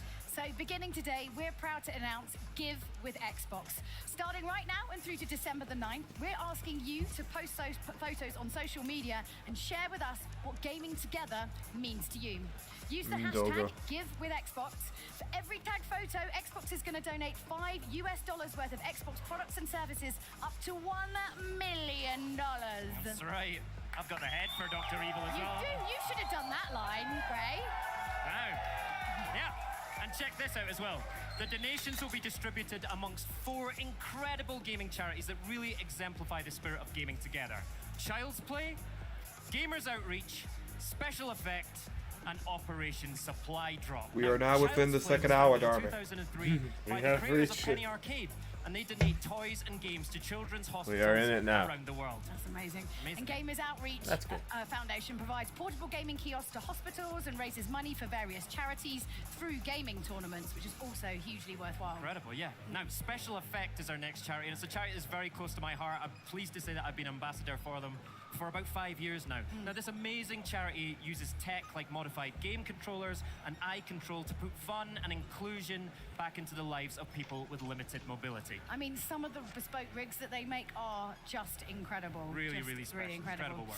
And Operation Supply Drop began sending video game care packages to deployed service members in 2010, and now also assists That with video, veterans fake positioning news. home. It had an Again, NCAA game up on the Yeah, I saw that. That doesn't exist anymore. NCAA wiped them from existence. And you should totally look them all up on Twitter, look up their websites, learn more about these charities because they are incredible. But you can help them right now, starting right this second through December the 9th. Post your gaming together photos with the hashtag GiveWithXbox. And I can't wait to see what gaming together means for our community, our friends, everyone here. And it's going to be even better knowing you're providing some valuable help to these charities. To find out more, check out xbox.com/GiveWithXbox. And don't forget, we're giving you things today too. Everybody gets something. Everybody's a winner. Yes. Did if they you're say watching Gears at would home, not make be sure here? log into your Did they say Microsoft anything account. about Gears? You're going to be getting some snazzy in-game items for Sea of They haven't been Thieves. promoting Gears, so that makes me think it's not going to be here. And there's still time to claim your treasure. At least I don't think I've seen Gears. Yeah. Like other promotions things. But if that was going to be here, they'd be saying something probably. Because it being here is not necessarily a surprise. Yeah. Device, we love you all. Now, I think that we owe this crowd some more Game Pass announcements. Let's go. Games for free, right? Yeah. I think so. What's it gonna be? All right, good call, Julia. Minecraft? Let's keep the giving going with some more great Xbox Game Pass games. How many are we up to now? We got PUBG, Void Bastards, Hellblade, Ori and the Blind Forest, Ori and the Will of the Wisp. I mean, first of all, that's the 5 best Game Pass games of all time, but what am I forgetting? Thief of Thieves. Oh, that's true, that's true. It makes all right, sense. that's 6. That's 6 coming to Big Xbox is Game the Pass. I right. would do my count impersonation, but it's not that It's good. a bit of a deep cut anyway. Now on with the count. 7, Kingdom 2 Crowns. Now this game, if you want to get ready for that, Kingdom New Lands is actually available right now on Xbox Game Pass. We're just going to keep you going with that series. 8, After Charge. And 9, I love this name. Supermarket Shriek. Supermarket Shriek. I mean, what I love about it more, I mean, we'll talk about that in a sec, but I actually got a chance to play Kingdom 2 Crowns. Oh, because we we've know it's the seen third in this the series, somewhere, but haven't we? It's very interesting Indies because they added thing? in these elements Yeah, of co-op play. might have and been Indies. You're basically a lay of the land. You're recruiting these little villagers to help you build up and defend. Looks your interesting. Kind It of definitely has a very Octopath Traveler vibe, which is very realistic Yeah. while they're in the. This is why you're here. And don't forget, Kingdom 2 Crowns hits in mid-December. All right, now After Charge is a 3-on-3 multiplayer game in which the enemy is invisible. I love the Dago that's gonna kind be of a like problem. surreal art Yeah. style. Yeah, how do you do that? How do you find an enemy that's invisible? But it looks really different. Now After Charge arrives in January 2019. And you're going to be all covered with Game Pass. And Supermarket Shriek, it looks like it's just a blast to play. You and your goat. What the hell? We're playing this, Darby. We're playing it. Games out there. Hell is Because this? you yell to propel your grocery cart through the store. But and I mean, where is unannounced Goose Game, Jeff? That's the truth. It's coming in 2019, and it will Or hit Game Pass Untitled on Goose Game. release Sorry. day. You get a It's goat, been you announced. get a goat, you get a Just not titled. I love that when it happens. Now remember, if you haven't tried Xbox Game Pass yet, you can get your first month for just $1. I hope Maybe the I'd buy that for $1. supermarket thing's co-op, Darby. You're really just going. I wanna be the goat. And the good part is there's an equivalent deal in like 40 countries. Now you asked who would do something Oh, like God. that with Supermarket Shriek, but you know, it freaks me out in a good way, but I know who it is, right? It's Swery, yeah? It's Swery. We who know does that Swery, game. All definitely, right. yeah. Now, in just a moment, this guy Swery? here, Oh, Jeff, no, is it's gonna Grab, run up on Grab, stage, actually, yeah. by Helen Chang, studio head of Minecraft, but first, Devil May Cry 5 made waves at E3 with its commitment to returning the franchise's roots with slick, stylish action. Now, we had a chance to meet the legend behind Devil May Cry 5's electric rebirth and get a sneak peek at some new jaw-dropping abilities in the process. Remember us? You saw us at E3 in Los Angeles when we announced the release of Devil May Cry 5. Remember them, Jeff? I don't know. Then we did a deeper dive into what this game is all about at Gamescom in Germany. The Devil Breakers are the new system for Nero, and there's all kinds of different moves that you could do with the Devil Breakers that you couldn't do before in Devil May Cry 4. And now, we want to bring you to our backyard in Osaka, Japan, where we plan to show you some features that the public has heard about, but never seen. We're also going to get inside the mind of the brilliant man behind the game, Itano-san. Since coming to Capcom in 1994, He's been the driving force behind some of our most beloved series. Games like Street Fighter Alpha, Star Gladiator, Rival Schools. And Itsuno is known for applying that fighting game knowledge to the action-adventure genre, with games like Dragon's Dogma and, of course, Devil May Cry. But first, we're hanging out in Osaka. It's known as a city that's highly supportive of the arts, so it's no surprise that Capcom's Osaka-based headquarters is like a magnet, attracting a talent pool of highly creative people. Insane. Speaking of creative, we're meeting some colleagues from Capcom at a local izakaya. Itsuno-san likes to encourage colleagues to exchange ideas and think outside the box. Gatherings like this are an example of how that's fostered at Capcom. And Devil May Cry 5 is evidence that his approach is working, which is why I can't wait to showcase some features that the public hasn't seen yet. When you enter the Capcom studios, it's obvious that it's all about gaming here. On this bustling floor, Itsuno-san works alongside his colleagues. And sometimes, he games with us. For gamers who aren't familiar with the Devil May Cry series, the name of the game is Style. It's a combat-heavy game where players are rewarded by stringing together stylized attacks while avoiding damage. Varying up your attacks is key to raising your style rank.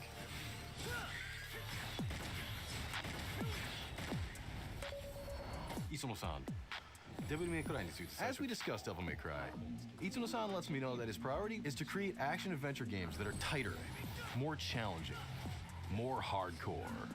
And that's exactly what Devil May Cry 5 is. Which is why his team created The Void, which is what we're here to showcase.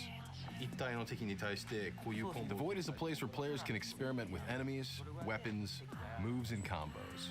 It's a place where someone who's new to the game can gain mastery of it, or where DMC fans can perfect their techniques and hone their style. Another cool thing about The Void is that it gives you options. Turn your enemy's damage off to practice combos for prolonged periods of time. With damage on, you can see how much damage different moves and combos inflict. It's all for the players. It's all for the players. And of It's course, all for the players. there are the Devil Breakers. Itsuno shows me Break the that unlimited devil. Devil Breakers option, allowing you to practice without losing your Devil Breaker. He also says there will be different Devil Breaker loadouts that you could preset, and then you'll be able to switch between them on the fly. Oh, man, And to top things off, there's a deluxe collection of Devil Breakers. First up, the Gerbera GP01.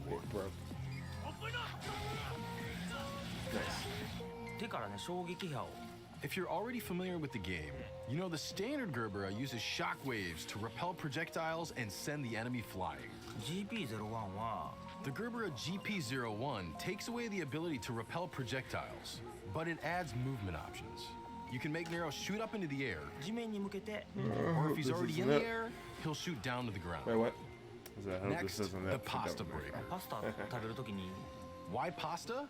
Itsuno-san was thinking, what if Nico, that's her, was just cobbling something together with stuff she had lying around. She saw this fork, she's thinking, he needs to eat, and so the Pasta Breaker was born. And even though it's not much of a fighting tool, this is the only Devil Breaker that allows you to cycle your remaining Devil Breakers. So it could be of help strategically.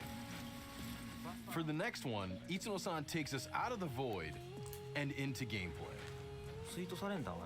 Meet Sweet Surrender. It's the only Devil Breaker that has the ability to heal. You can see it healing while in battle. If you pull off a break gauge move, That's some healing you can thunder if recover I've ever 3 seen bars it. of health Mm. instantaneously while surrendering Sweet Surrender. And now, Itsuno-san takes us back to the Yeah. Void for the Mega Buster. This Devil Breaker was inspired Nice. by Mega Man. Itsuno-san figured, if Nero can change his arms, Most ambitious it's almost a crossover. given that we should have Mega Man's arm Sorry, in the man. game. Itsuno-san shows us My how main- Nero's poses and animations change when he has the Mega Buster Dante equipped as a kind of Smash nod with to the Mega Mega Man. Man arm. The way he Does jumps, Nero. the way he runs, even his evade Dante turns into Mega Man's It wouldn't slide. be Nero, it would This be is one of the things I Dante. love about Japanese game developers Maybe it would be is Nero. they Right. put But I all think it this would be love Dante. into really fine details. So there you have it, the Void. A place where you can experiment, practice your combos, learn the enemy patterns, and hone your skills to take on Itsuno-san's challenge of tackling his idea of a seriously hardcore game. Of style. Oh my. Oh yeah, that was a whole bunch of nothing, but I'm still excited for the game. Yeah. Okay, we're at the Minecraft. All right. What about those weapons? The pasta breaker. I love the pasta breaker. The pasta Remember, breaker, you'll see yeah. a lot more news on Devil May Cry 5 at the Game Awards on December the 6th, so be sure to tune in there. Jeff That's Keighley, when the real stuff will be. I got you. Well, I can't have Devil May Cry in my bets. Yeah, thanks, guy. You took away one of my... I was even thinking about putting Devil May Cry with my bets. Speaking of that, Darby, good news. I think I got my general rules set up completely in mind. Yeah, So I put the bets together. Definitely look forward to our Game Awards. Yep. Do not expect PUBG or Devil May Cry now to be involved in the bets. No. Do you have anything interesting to talk about during this Minecraft section? Let's see if they can sell us on this small game Minecraft. This tiny game. I mean, Minecraft's fun to play, and if you have it for free just on the system that you're already paying for, it could be fun to have. Yeah. I doubt you're gonna play it, but whatever. It's fine. I'm just going to get the banjo skin and live out my dreams. It's the closest you're gonna get. No, I'm going to get it on the Switch and get the Mario and banjo skin and just live out my dreams. See, guys. So we're really excited about If you pretend hard enough, it's like it's real. Even with that growth, that we can't stand still. We are always looking at ways to grow Minecraft.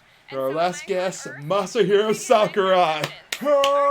new game. That's right, yeah.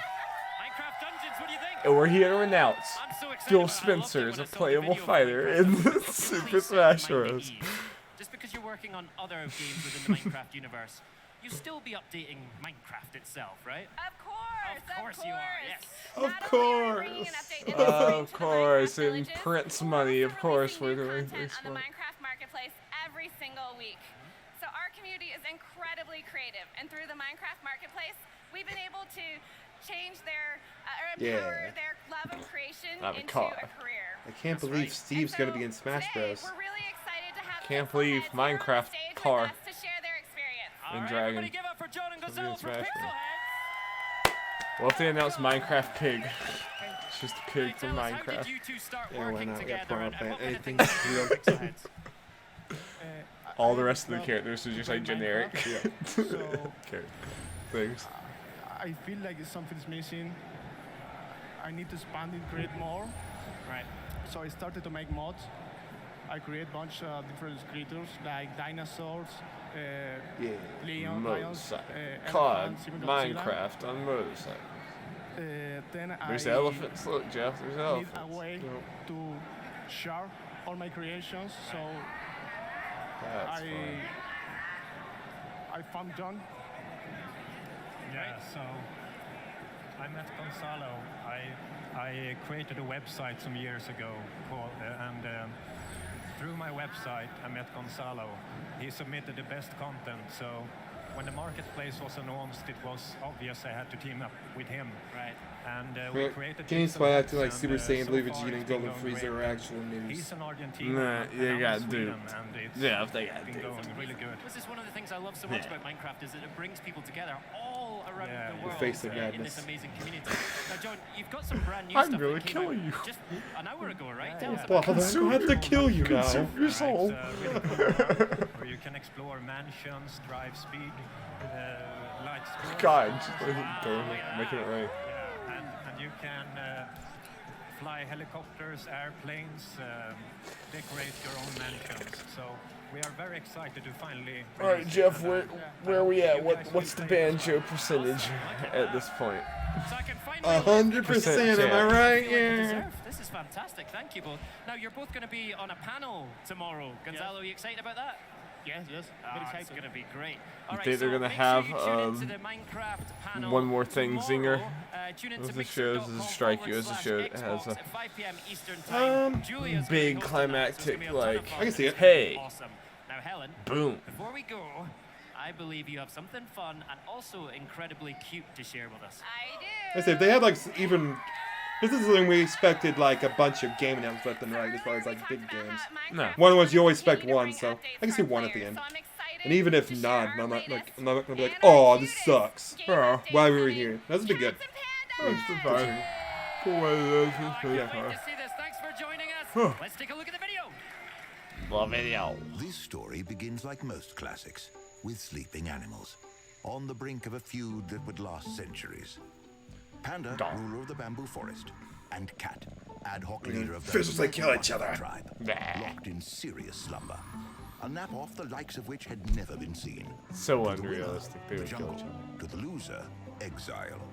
The two had been napping for an extraordinarily long time, when, at the very same moment the sun began to rise, so did two pairs of opposing eyelids. It was impossibly, contestably, closer than close. But the sheep called the nap off for the pandas, which didn't sit well with the cats, who accused the pandas of going into hibernation mode, not nap mode. The feud was on. As time passed, they kept their distance. Pandas stayed in their jungles, while cats spent most of their time meandering in alleyways, starring in internet videos, and sneaking into places disguised as ocelots. Yes. As their disdain for each other grew, so did their adoration among humans. Great So much panda so, cat players feud. of Minecraft requested both cats and pandas in the game. As one cat and panda expert prone to overly dramatic puns put it, that would not only be a catastrophe, that would be pandemonium. Over the centuries, You hopes of building a bridge of peace between cat and panda standing out communities. on two There was legs. the August Accord that wasn't, and the burly brawl in Belize that was best left behind. Everything changed one fateful day in Winnipeg. The Paws and Claws Summit was the tipping point. I like how for the gavel the cat judge was using a fishbone. As the saying goes, one meow could be the bamboo stalk that broke the panda's back. Then, with hope once again lost, something unbelievable happened. Canada. An angel of arbitration appeared.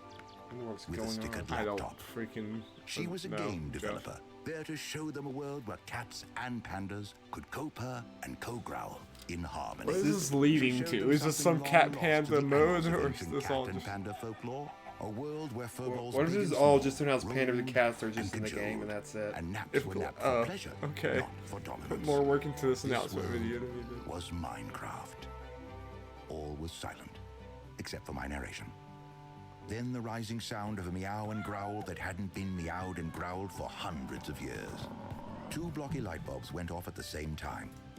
If cats and pandas can coexist in Minecraft, they could coexist anywhere. It's a little known fact that sometimes facts get in the way of fiction, and sometimes a little fiction helps ensure the future's bright, when cats and pandas are megabytes. Okay. I think you're right. It's literally just cats and pandas are in the game now. That's okay. You hyped, Jeff? You pumped? Yeah. And I'm Team Panda. And, you know, before we move on, just a reminder, I thought you said something about the head of Microsoft Studios, Matt Booty, is going to be on later? Oh, yeah. That's some big stuff. Two new studios. I can't wait to get there, but we still have so many more Game Pass titles to announce. How many have we announced so far? We bought. I mean, that's what I do. I've got 10 fingers, and I'm proud to tell you it's not. Introducing the Xbox Switch X. We've got another batch of games. So number 10 is Mutants Year Zero, Road to Eden. Number 11. Yes! Sweet. Secret Neighbor makes it a dirty dozen, and Lucky 13 is The Good Life. Secret Neighbor? Year Zero Is takes that a place new in a game? post-apocalyptic, nearly post-human world. Yes, I'm happy about this. Yeah, I wanted this game. That definitely makes it a lot more like you were probably planning to not get it because you in did the. real time, whilst combat is kind of classic turn-based tactical gameplay. That's coming in December. Got some And there was some previews recently, and I've been heard some good things about it. I haven't really seen much gameplay. Yeah, that's probably why this is a good thing for the game. Exactly. Pathologic. No, this makes me happy. Yeah, that's sweet. This really helps justify me getting Yeah. even more so. Makes it a lot more likely to play it. Yep. You've got to solve the mystery of your father's death. Okay. Plague might have something to do with What's it. this game Find called? your sister and, you know, Is this stay alive. That's a lot to deal with. It is a lot to deal with, but hey, we don't have a release date yet. yet, but when we do, just know it will be available on Xbox Game Pass on release day. Well, of course. I don't know.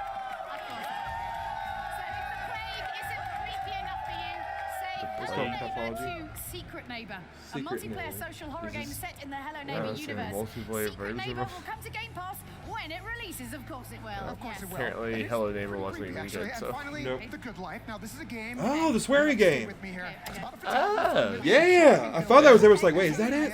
I didn't even She's hear gotta that. earn enough money to get out of debt and This back is to the New cat York. one, right? Yeah. Twist. Sweet. There's always a twist. At night, Interesting. the villagers turn into dogs and cats. That feels like They- it was a decision at I don't know if they 3 said. a.m. that put They those said day and things date from together. Mutant Year Zero, right? Dogs and cats have a pretty good life. I think so. Why did the Okay. neighbors? I feel like we just need to play it. Maybe It's they- very interesting, especially just like Sweary being a Japanese, like Yeah. a Japanese. He said he developer. posted this, so I was curious about it. It's just like a Japanese developer like partnering up with Xbox is interesting. Probably good for that game though. We're in Mexico City. That's- Be my Xbox, and we're fans of Tomb Raider.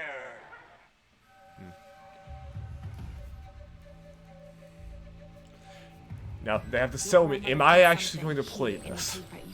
Whatever the hell it is, they release. I think it's a secret message. Does this place on the map mean anything to you? The Inca cross. It's like a DLC thing. Represents the 3 levels Yeah. of existence. You challenge tune.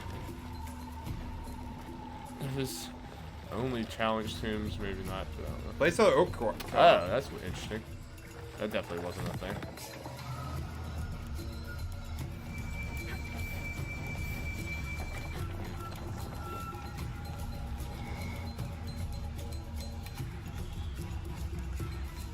It was a forge, but something more as well. Definitely wouldn't spend too much money on it. I mean, the challenge team's really good, but I didn't even get to all of them in the game. I got, Last month we announced that developers will be able to add mouse and keyboard support much going on. if they choose to. Of course, you asked what games will be supporting the feature, and we've got 14 titles to announce right now. So let's kick it off with Bomber Crew. War has never been so cute. Warface is free to play now, and since Warface. it's from Crytek, you know it looks good. You got your How about Warface Children on, of Jeff. Morta? This roguelike was a hit at GDC and is coming to Xbox One. Another game we saw at GDC coming to Xbox One is Minion Master. We're looking forward to this one. Oh, it's so good. Next up, we've got DayZ. Now, this shooter, it's already enhanced for Xbox One X. And getting enhanced for keyboard and mouse support. Very old, but, Warframe yep, going DayZ's cool. strong after 4 years, and man, they just keep improving it. Strange Brigade. This is a personal favorite of Jeff and mine. We love this co-op shooter. Livingston, I've discovered keyboard and mouse support. Deep Rock Galactic, the 4-player co-op. So I kind of missed. What exactly are they saying about all these games? Oh, these games are gonna have mouse and keyboard support on Xbox. Okay. Which big deal. People, yeah. they said they were gonna talk about this stuff. An RPG At least they're where going. you Seem to don't go in for visit this the kind of fast. shopkeeper, You are the shopkeeper. Oh, okay. Wargroove. Looking forward to this colorful Oh, Wargroove. strategy game launching. I know you are. Yeah, it looks a lot like Advance Wars, which is one of my all-time favorites. Vigor, we announced this at E3. This is a survival shooter that's currently an Xbox game preview, and we know it'll work with keyboard and mouse support. Next up, we've got War Thunder. This one just went free to play on Xbox One. Yeah, this one looks really cool. And X-Morph Defense. Mouse and keyboard support is going to be right at home with this game's tower defense elements. All right. Oh, and one more title you may have heard of. What's up, Xbox Fortnite fans? Yeah. It's your boy Moody from that's, Epic here to talk huh. to you about keyboard Might mouse be support. contentious. We talked a little bit back in our state of dev about how we want to give you the ability to play where you want and how you want. That started with Fortnite Mobile, and now with keyboard mouse support, you have more options for input than ever. You might guess be you can wondering already play about with fairness PC as you queue up to people play and with your stuff. squad. If you queue up with keyboard and mouse, you will be matched up against other players on Okay. keyboard and mouse. Okay, This that's is a part good. of That's our good. That is game very matchmaking good. That's we fine, though. implemented a couple Yeah. of weeks ago. All in all, we can't wait for you to hop in and try it, and thanks so much to our friends at Xbox for working with us to make this possible. This lands later this week, so hop in and Yeah, try it that out. that just means Until options next and all that time, stuff. enjoy Yep. Season 6. Yeah, as long as it's not people having an advantage. Not like Xbox people playing with Switch people being paired up with them. You're right. Because that's Yeah.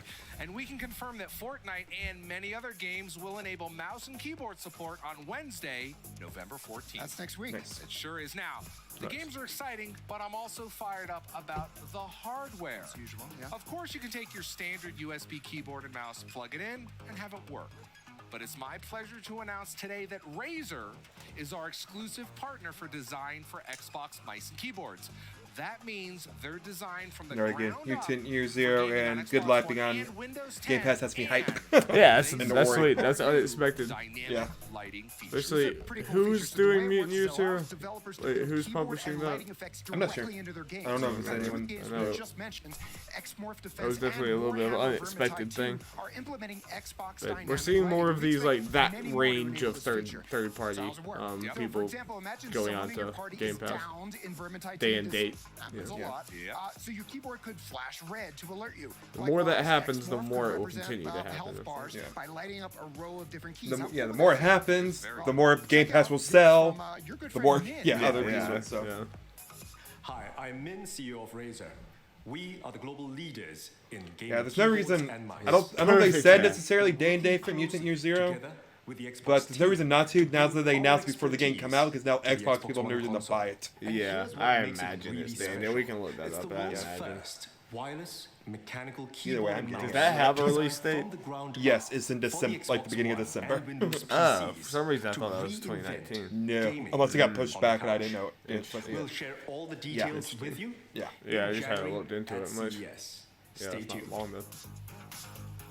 There you Yeah, have holiday it, mouse game, I keyboard suppose. fans. Happy holidays! We have so much. In a minute, things are going to get rad with Chris Charla and all things ID at Xbox. But first, here's a pre-order worthy of putting on your holiday wish list: the Metro Exodus Spartan Collector's Edition.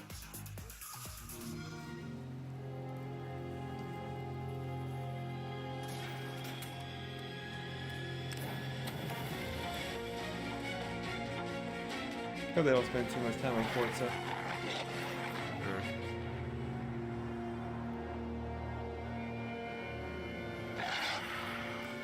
That's a beautiful looking rat monster. The designs of these monsters are really cool.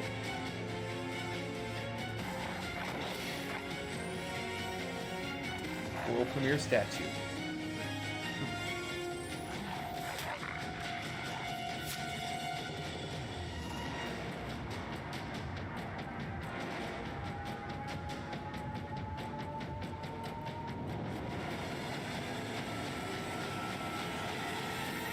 Oh, that game's like really good. Good enough to tempt me. Heroes of Xbox Game Pass. The gamers are at the gates, ready to put you through your paces. Friends, Spartans, countrymen, what say you? Ah. Who are you? Yas. I'm Phil. Oh, I'm just a fan. Okay. Play over 100 great games with Xbox Game Pass. It's oxen free on Game Pass. I thought I saw that. Wait, what? I thought I saw oxen free. That might have already been announced. I didn't Yeah, know. I think that's been on there a little bit. That's cool. Play oxen free, everyone. It's a good game. Including Jeff. Play Yeah, on my Oxen. Switch. Yeah. My Switch.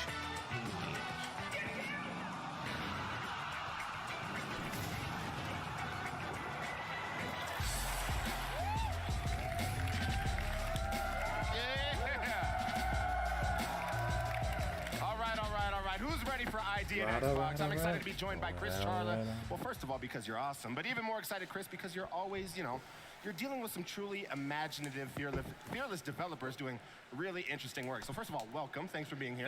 Thanks for having me. Absolutely. So I got to ask, what's new with ID at Xbox? Well, a lot. So we actually just crossed 1,000 games through the released onto Xbox One via the ID at Xbox That's program. a hell of a milestone. It's amazing, but I think what's even more amazing is 4 billion hours of gameplay of games from amazing independent developers from around the world. It's unbelievable. That's ridiculous. All right, now we saw a bunch of great games at E3. I need to know what's happening with those. A lot. So I think we've got some stuff to show. And so first up, we've got After Party from Night School Games. I'm very interested in this game. Super cool game. You play a couple who have accidentally died gone to hell, and you now need to track down the devil and beat him in a drinking game to escape from hell. So I'm just going to tell you that normally my drinking games result in me going to hell, not going there first and then trying to drink out of it. They've recently made some cool announcements. Ashley Burch and Aaron Yvette are going to be doing voiceover talent, and this one's going to be really, really cool. Okay, what else? Yeah, I'm actually really pretty interested in this game. We can talk Ooblets. A dungeon, bar crawl through hell. This is your show. Unfortunately, they didn't give any date details. Who's Sable? So that's being published by Xbox. So is that going to be Game Pass? No, maybe, I don't know. Art style, and let me tell you, when you play it, it's ID for Xbox, the whole indie thing. They released a lot, not all of them get on for Game Pass. It's kind of coming of age story, and this one is going to be super, super fun. All right, okay, well, I think it's time that we mentioned really Sable. Now Ooblets. That's the one. Let's talk about That's the one I wanted to hear about. That's why I said super excited about Ooblets. But what's really cool about Ooblets is it's just two developers, just a couple working up in New Hampshire in the U.S. Wish they give more details about these games. They've been completely open through the whole development cycle. We know you they can exist. follow them on Patreon or just on Twitter, see everything that's going on, and it's a beautiful game, super cute, super cozy. And one of the things I think is coolest about it is it just made this design decision. You know, you raise your Ooblets, and you used to fight them, and now they've made this design decision. They don't want to fight, so now they have the Ooblets compete in dance-offs, and that's the combat. Is like just dancing. And if you've ever seen the game, it's got a lot of dancing in it. It's just super fun. It's just a beautiful, beautiful game. That's a wonderful Can't wait adaptation. for that to come out. All right, last but not least, Tunic, yes? Tunic. So never mind a couple. Tunic is being developed by one solo developer, Andrew. Oh, yeah. He's doing everything. I wish they kind of showed us Ooblets, though. Animation. Yeah. I mean, you look at this game, and it's like, it's hard to believe this is done by one person. And to me, this just speaks to the kind of democratization of game development that's happened in the independent community over the last few years, where now it's not so much about, like, can you program and everything like that. I mean, yeah, we can play, like, because we watch all this stuff, but there's benefits showing this because some people didn't watch everything, or reminds people about it, at least. Super special and super magical. If there's anything new to show. Beautiful action RPG. I'm definitely super Cannot wait for people to get to try it. All right, that sounds good. So we knocked out the 4 games that we were talking about from E3. This is what I want to know. Great things in ID at Xbox, but what do you got in store for me this holiday season? Okay.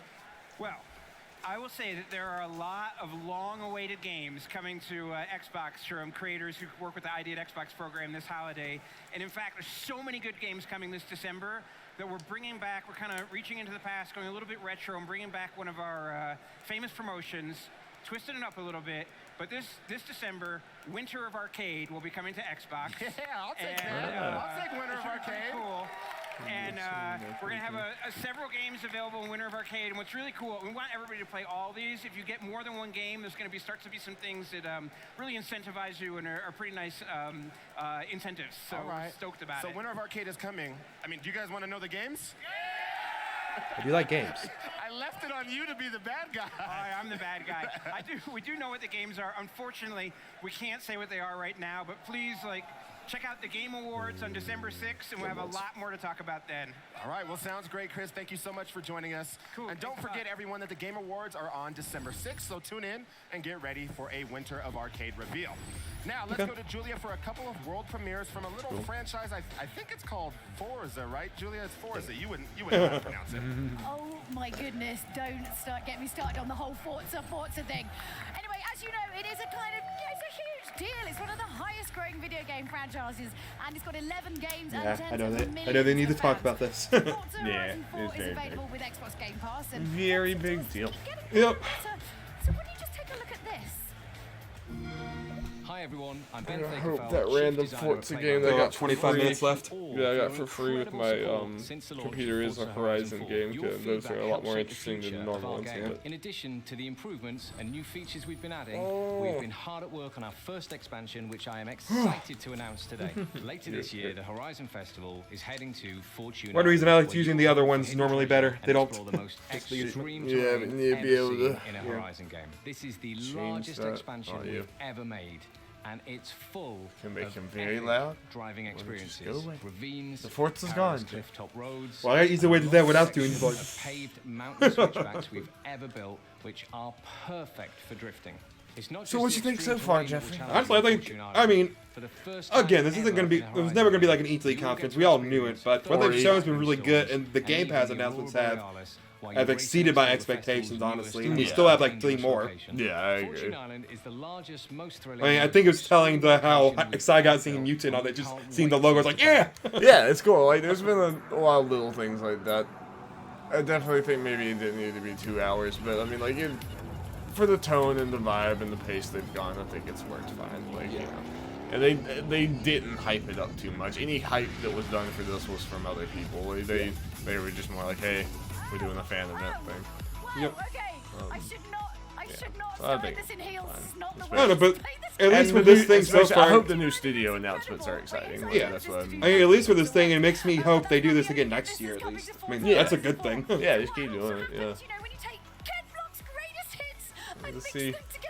And Xbox finally has, like, you kind of see that they have partnerships with a lot of these same games that we saw at E3, and seeing some things from that. But yeah, like, this was never going to be an E3 or even like a Paris Games Week from years past, obviously, or PSX type thing from years past.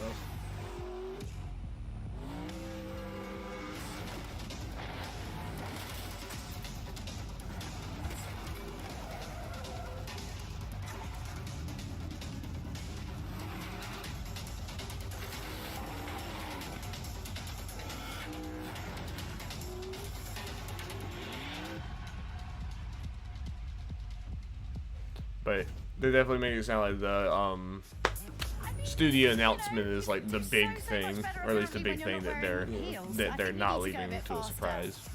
At least that it's happening. Anyway, they say 4 changes everything. I'm guessing that's going to be like the last thing or the next last thing. Don't go anywhere. Microsoft Studios head Matt Booty is just a few minutes away, and we can't wait to hear who's going to be joining the Xbox fam. But first up, Jeff and Graham are going to be introducing even more titles to Xbox Game Pass. Left a bit. No, you don't want to go that way. Take a left.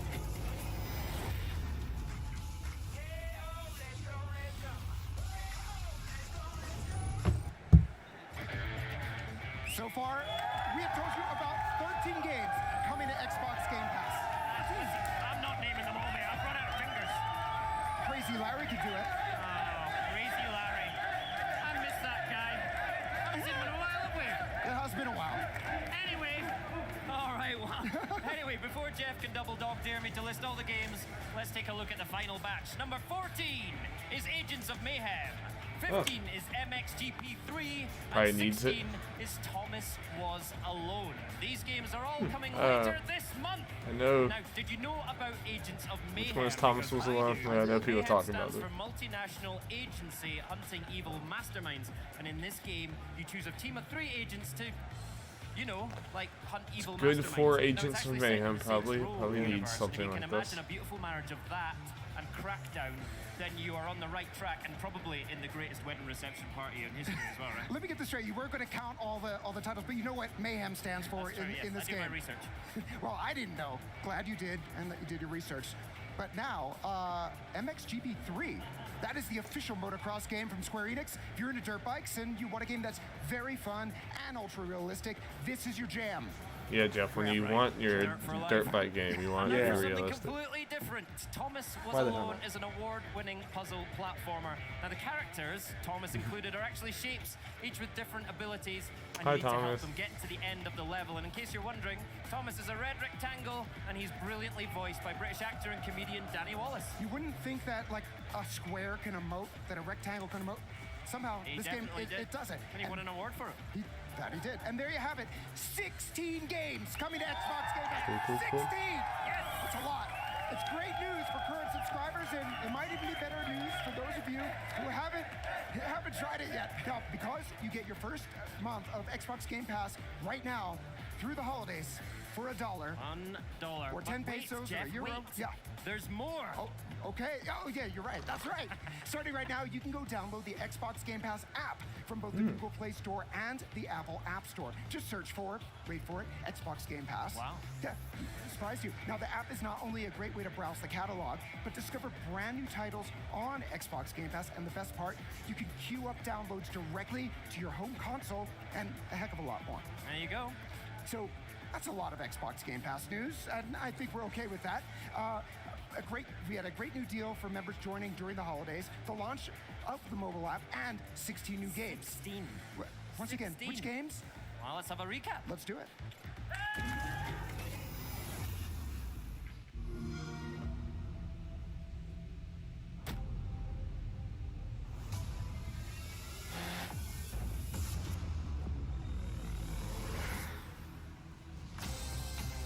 Announce the thing you're watching right now.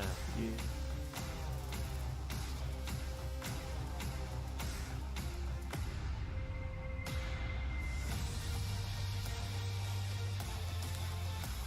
Plus more. Join now and get your first month for $1. All right. While you're downloading that app, you're going to want to watch this next video, especially you, Graham. Why? What's happening? What's going on? What's going to happen next? Shh, Jeff. I don't know what the problem is, Doctor. It's this time of the year. Everybody's festive. I just can't join the party. There's something missing in my life. Do you have an Xbox? What's up?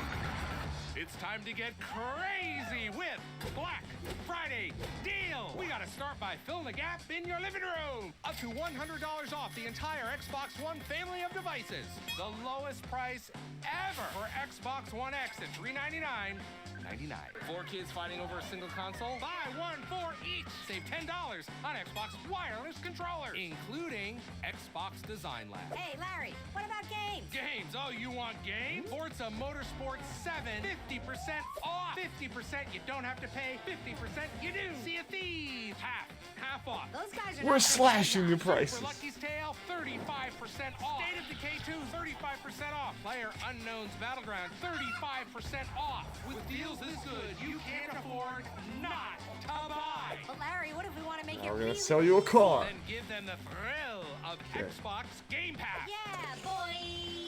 Join Xbox Game Pass and get your Definitely do like how much they're doubling down on Game Pass. It's definitely not going away anytime soon. It's like you are printing money. Black Friday deal. If you don't buy it, the person behind you will. Fine print? Of course there's fine print and a lot more deals. You can read it all right here. They said half off on Game Pass. You can see they're having it. There you go. I'm not sure.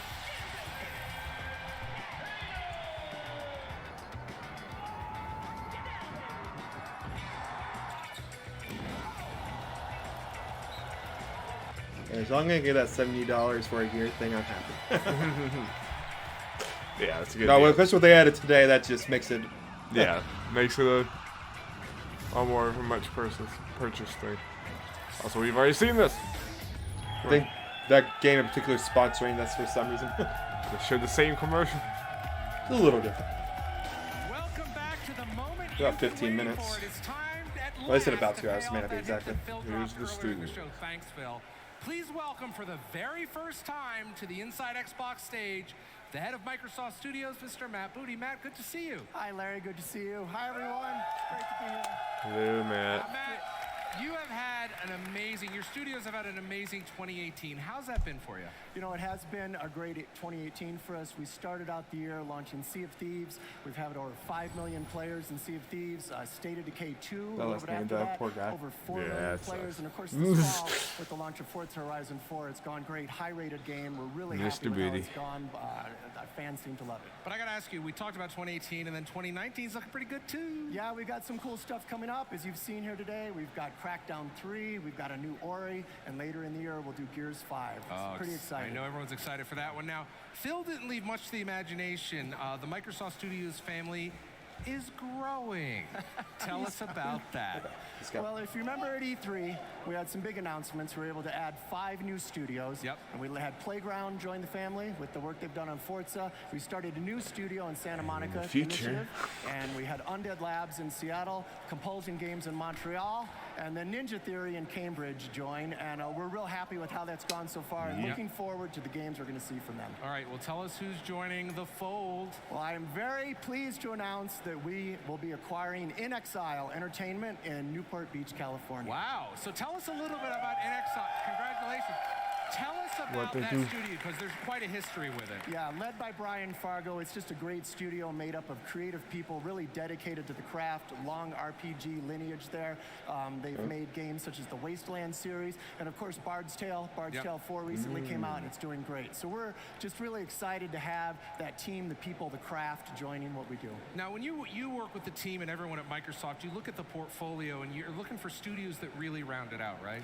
You know, we look more for starting with the people and the teams. I don't really have a checklist of certain genres or kinds of games. It's more, who are the people, who are the creative leads, and what's their dedication to really excellence. Genres help that in an Exile. Now, we've got a video from Exile, so we have a special message from Brian Fargo himself.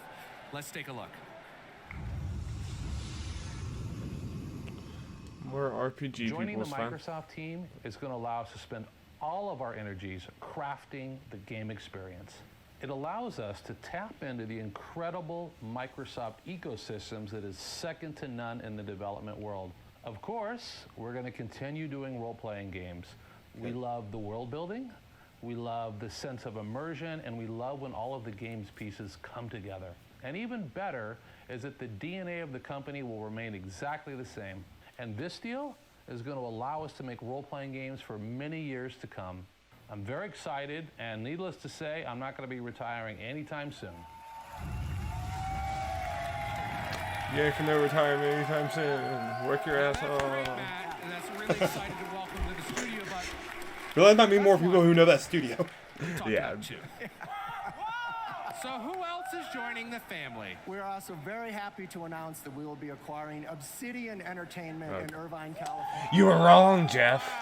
Jason Schreier was wrong. Obsidian, that's again another great studio. Tell us about some of their work. Well, they just have a great That would be a much bigger announcement if we didn't know. Making great games like Star Wars, Knights of the Old Republic, South Park, Stick of Truth, their own IP like Pillars of Eternity. Fallout New Again, Vegas. an indie studio Don't that's even really say held Fallout together New over the last decade and made some great games. Now, our new friends at Obsidian have produced a great piece highlighting what they're all about. Let's take a look at just a snippet. An Obsidian game is something really special, and it's really an interesting mix of different gaming concepts. It's born out of tabletop role-playing games where you can kind of do anything you want. They are great with story, great with character, great with reactivity. I've often described it as it's not a story-driven game, it's a player-driven story. When I think of Obsidian, I think of role-playing games. Specifically some of my favorite ones, Fallout New Vegas, Stick of Truth, Pillars of Eternity. I actually played that before I ever interviewed with the company, and I remember thinking like, whoa, the writing like blew me away. It's about player agency. Like there's stats and there's dialogue and there's combat and there's all this kind of thing, but in the end it's really about giving people the ability to be who they want to be and make decisions that truly impact what's happening in the game. Adding 2 RPG studios right here definitely helps. It's Yeah. the genre they've been lacking in. Yeah. I mean, yeah, definitely.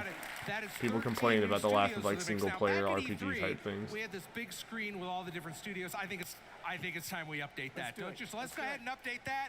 Add those 2 brand new studios, which make now are part of the Microsoft family, right? Yeah, that's great. And I would just like to say with these studios, we're going to keep them independent as we have.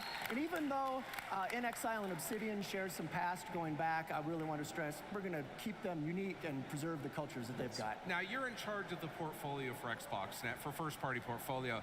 That's got to feel great. You must feel really good about the future now, because you're looking way up the pipeline.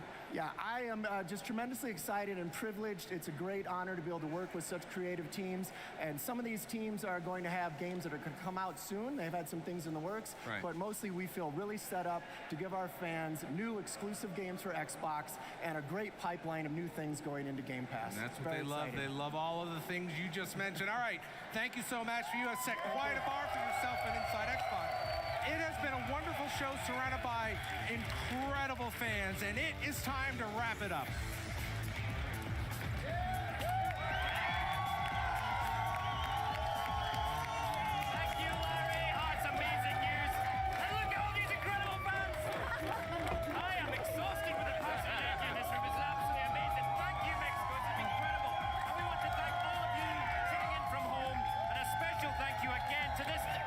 Ridiculous Mexico City. Muchas gracias, gracias, gracias. Now, be sure to come back tomorrow. We'll be streaming 3 panels live on Mixer and Twitch. At 11 a.m. Central, Larry will be hosting Sea of Thieves and all things Arena. Arena, yes. At 1:30, join me and my guest from Pixelhead for expert advice on being a Minecraft marketplace creator. And then finally at 3 p.m., it's time for our Gears of War panel with Rod Ferguson himself. So don't miss it. And don't forget to tweet your questions for Sea of Thieves, Minecraft, and Gears of War to hashtag X018. That's right. Oh my God, we've had so much fun tonight in Mexico City. I am losing my voice. I don't know about you guys. And none of this would be possible without the incredible work of Team Xbox Latam. Yeah, come on in, guys. Without Mr. Xbox himself. Mr. John Xbox. That's going to be it for tonight. This is our final show of the year. So have a wonderful holiday season. And Inside Xbox will be back in 2019. Bye, y'all. Dude in giant banjo costumes, knock them all over. You forgot about me. It's me, Banjo. That's it. Okay. No one more things. Nope. Nope. Okay. Well, let's say we can just kind of have a little discussion, and then probably go on our merry way. Merry way. Yeah. Sure, I'll leave that there. Yeah. That'll be fine. Alrighty, Jeffrey. Alrighty, Darby. I doubt I'm gonna post this anywhere. Well, I guess I'll make a, go away.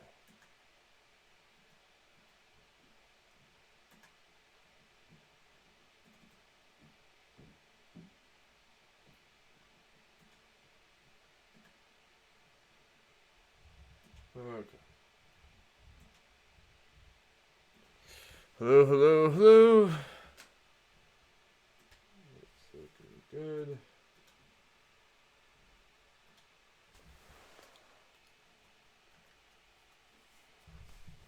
Alrighty, Jeffrey.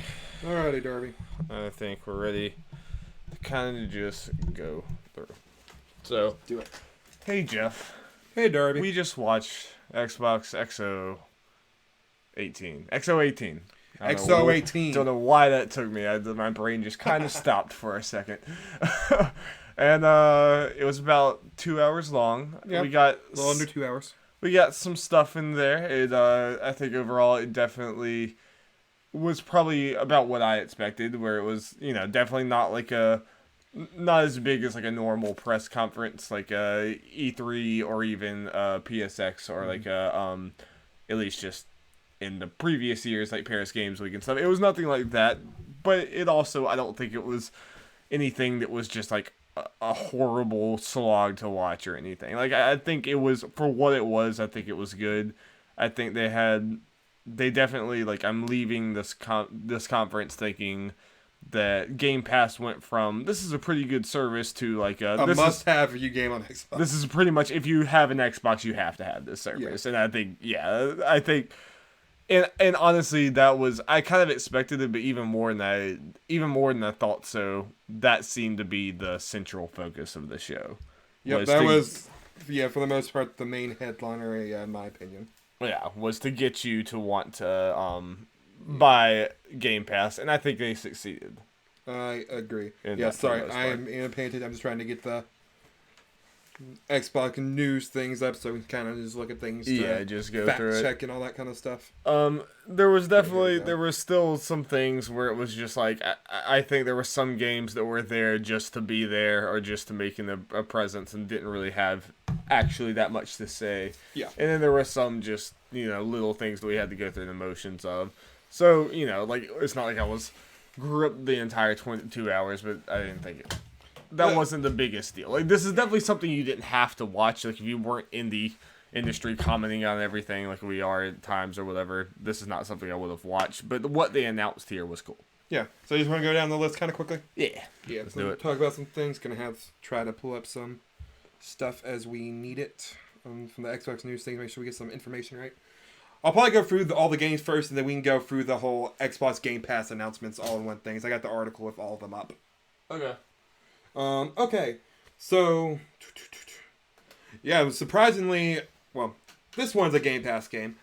They really didn't show much PUBG as I thought they would. I guess the big announcement was it is going to be on Game Pass. Yeah, which I do think is a big deal, especially since we know that PUBG is almost certainly coming to PS4 in a little bit.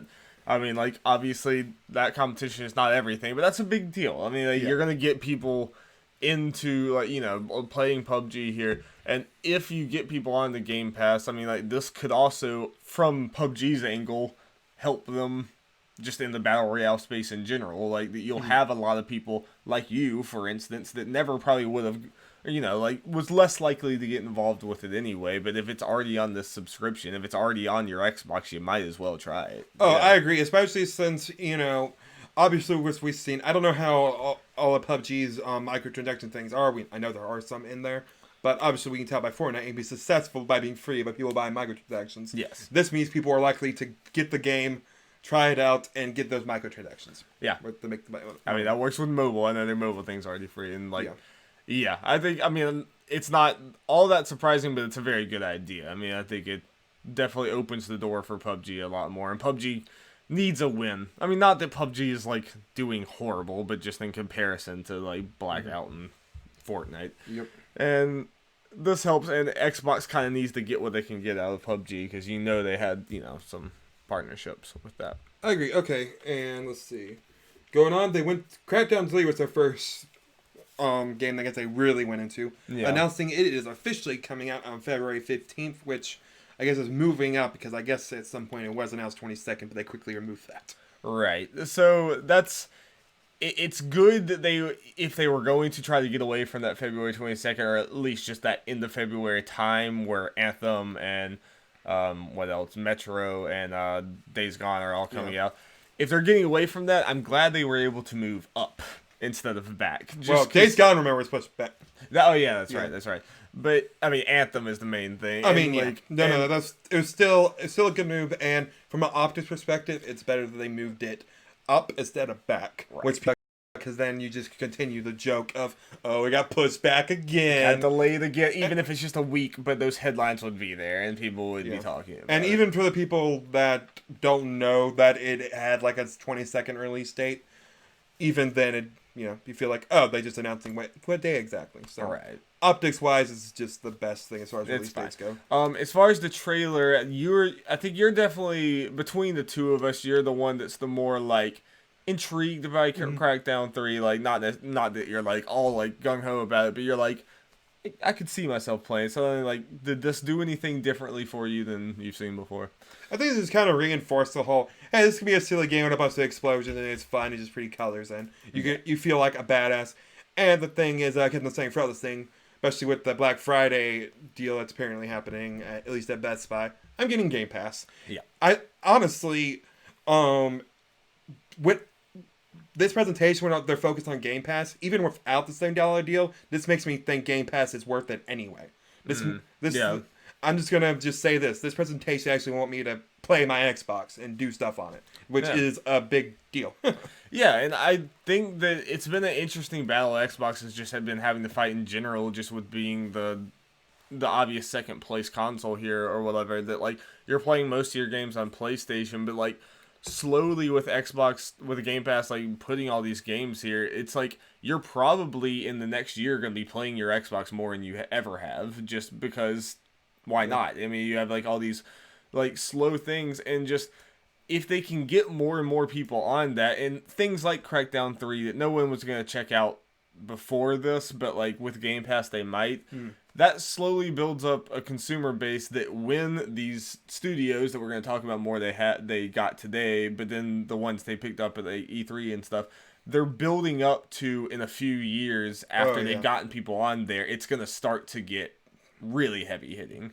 Especially since at this point they can't turn back on Game Pass. They just can't. Oh, and they obviously have no intention to. Oh no, like, they're going. If anything, this was like the biggest double down of Game Pass we've seen so far. I agree 100%, and it is fantastic to see. Yeah.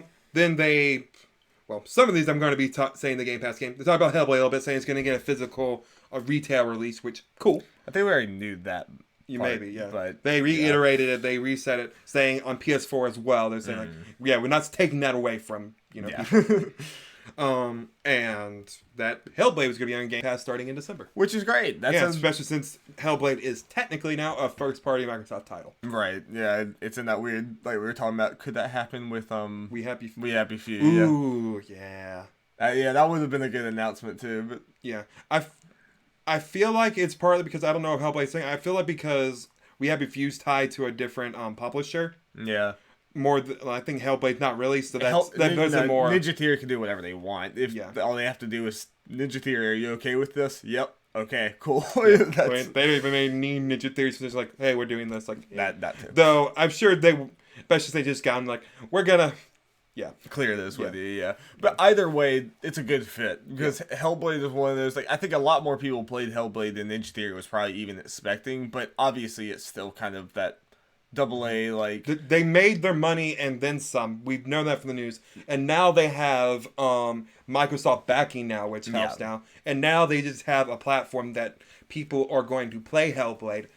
A lot of them are going to probably love it. Yeah. And that just gets more people excited for their next game. So from a business perspective, for Ninja Theory and Microsoft, this was great. It's just, more eyes on that game. And for Xbox to say, this new studio that you got, it's more people being excited again, from about a money perspective for Ninja Theory, they've done what they probably wanted and more. Yeah, I agree. Like, there's no downside. Timing-wise, time since Hellblade's release also works out well for this. Because, it got its chance to sell and be like, So, moving on. Kingdom Hearts, Darby. Yes. I didn't expect this until they started teasing it about a new trailer. It's like, hey, we might get a new world. And we did. Winnie the Pooh. Yeah. Which is known as the mini game world. Which, fun's a fun mini. It's nice to go for the jolly vibes of Winnie the Pooh. Right. With all the other crazy, heartless stuff going on. Of course. Like, there's no sense of danger in the Winnie the Pooh worlds normally. Yeah. So you're pretty happy with that trailer and just with the existence of but there's more story stuff. I'm going to, watch the trailer another time or two. So seems like there's a lot of returning worlds. I don't know if that's common. And maybe I'm just I'm not thinking. I think it's just really. I mean, I'll have to really think. There's Pirates, Hercules, and Winnie the Pooh. I think is that it? Oh, okay. I think so. Maybe it's just those are the last few that I remember. Yeah, other than Kingdom Hearts specific worlds. Yeah, they've done a pretty good job with that. And again, when we said during the thing, they seem to be more focusing on making the worlds bigger and better instead of having a bunch of them, which I appreciate. Yeah, quality over quantity. I like the world choices they have made. Yeah. Obviously, I don't know if any of that Big Hero 6 or any of the rest of that was new. I don't know how much. We knew about that Evil Baymax the first time we've seen him, which has me hype because it's actually a continuation of the Big Hero 6 story. It's not. I like that because it's not the retelling of a story like a lot of them. Like for Tango, for instance, it's gonna be kind of retelling, at least somewhat of the story. Yeah. The Big Hero 6 world's actually a continuation of the story. That is cooler to me. And Toy Story is kind of similar, which I think is between 2 and 3 story wise. Interesting. Okay. Yeah. So that stuff has me hype, obviously. Then they talked about some Final Fantasy related stuff, just talking about all the games that were announced in the Nintendo Direct a while ago. They're going to be on Xbox, reiterating that. Yeah. And announcing that the Final Fantasy 13 trilogy is backwards compatible starting, soon. Which is cool. Yeah. Yeah. Cool for those people. 13 gets hated too much. Yes. Let's see. They talk about Sea of Thieves some and talk about the Arena, which is a new competitive mode. They didn't really talk about it too much. I'm not really sure what exactly it is. Yeah, they can go a lot into it, and I don't think, at least we weren't paying full attention, but it wasn't immediately clear if it was free or if it was a paid DLC. It's free. It is free, okay. Well, that's cool. I mean, at least that thing. I think all the major updates for Sea of Thieves have been free, which it would be a mistake if it wasn't. Yeah, because it was already the biggest complaint was that it was content light. Yeah.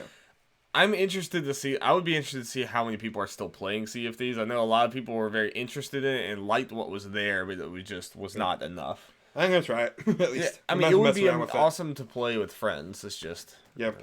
I kind of hate it that they didn't, or not really hate it. It's kind of not disappointed or anything. I kind of wish they went ahead and instead did the whole, hey, Xbox Game Pass on PC available this date soon. Yeah. So that way you could get it, and then we'll be able to play all these multiplayer games together. Yeah, especially if that announcement is coming. I just wished it could have been in this show, but maybe they still have some more time. They have to work out on that. Like, that could be a next year, like early next year thing. But they're going to get around to it at some point. Game Pass seems to be one of their big focuses, which I'm all for. Talked about Jump Force for a little bit. It stood out as far as the games that they had a focus on by not really showing anything new. No. They kind of confirmed Super Saiyan Blue Vegeta and Golden Frieza, but I think they already said that stuff was in, so it's weird. I don't know.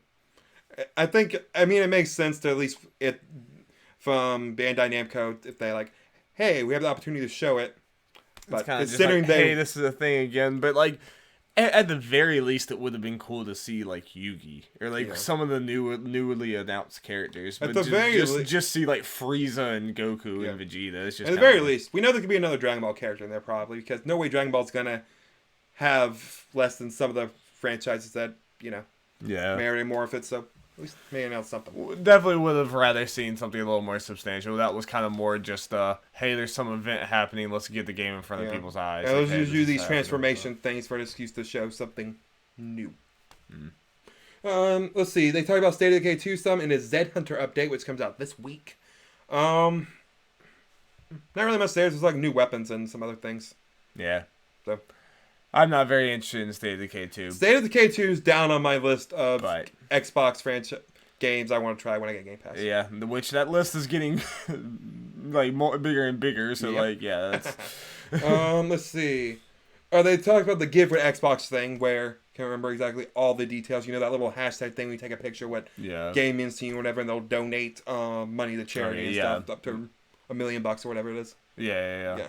That was cool. Yep. It's obviously not much to say about it, but it was very cool. Yep. One of those maybe one of the most boring part of it, honestly, despite us being kind of interested in the game. But Devil May Cry. No. Okay. No, I'm not about charity. Okay. No, that was fine. Yeah. No, I did not. No, I don't want to sound like I'm saying the charity stuff is boring. That's what I thought you meant. Oh, no. Yeah. But anyway, no. Devil May Cry 5, they talked about the Void. They went maybe a little too much in that. That just screamed like, we got this Japanese game, let's let them be... do things like Japan. The fact, that was almost like the Smash and Direct conferences or whatever. We're gonna go into the options menu for 10 minutes. It was just like, this felt like it was a big drawn out thing just to say like, here's like some tutorial stuff and here's a practice room. It was like, there wasn't much there. Like, I kind of like, at first I was interested. I was like, oh, we're kind of seeing, like, it's a weird dev diary thing, but I'm like, okay, this is kind of like, this guy seems cool or whatever, but then it's like, you need to end that with something substantial or just don't do this. So that was, like, obviously I'm still very excited for Devil May Cry 5, but that did nothing. That was just, I almost would have even just rather seen a trailer with a bunch of stuff I've seen before. I just remembered, this is more stuff for me. I think I remember looking the other day. I think most of the Devil May Cry games are on Game Pass already. Okay, sweet. Might be wrong there.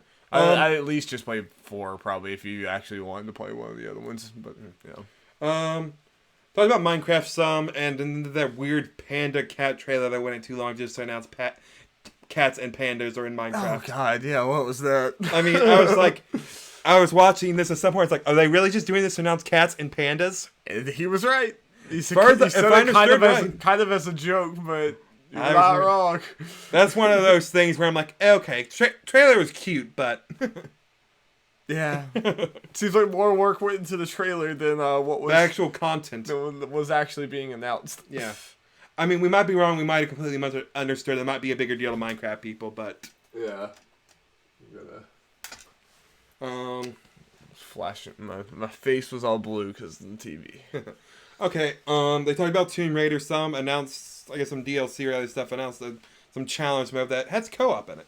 Yeah, which is interesting. I mean, attacking a bunch of other I'm not expecting a whole lot from it, and just the challenge tombs are great. I think that was the best part of Tomb Raider, so, I mean, if you finish Shadow of the Tomb Raider and you're just really itching for more, then great, but, like, I didn't even get through all the challenge tombs in the base game, so I don't see myself spending money to get more of those, you know. I hear you.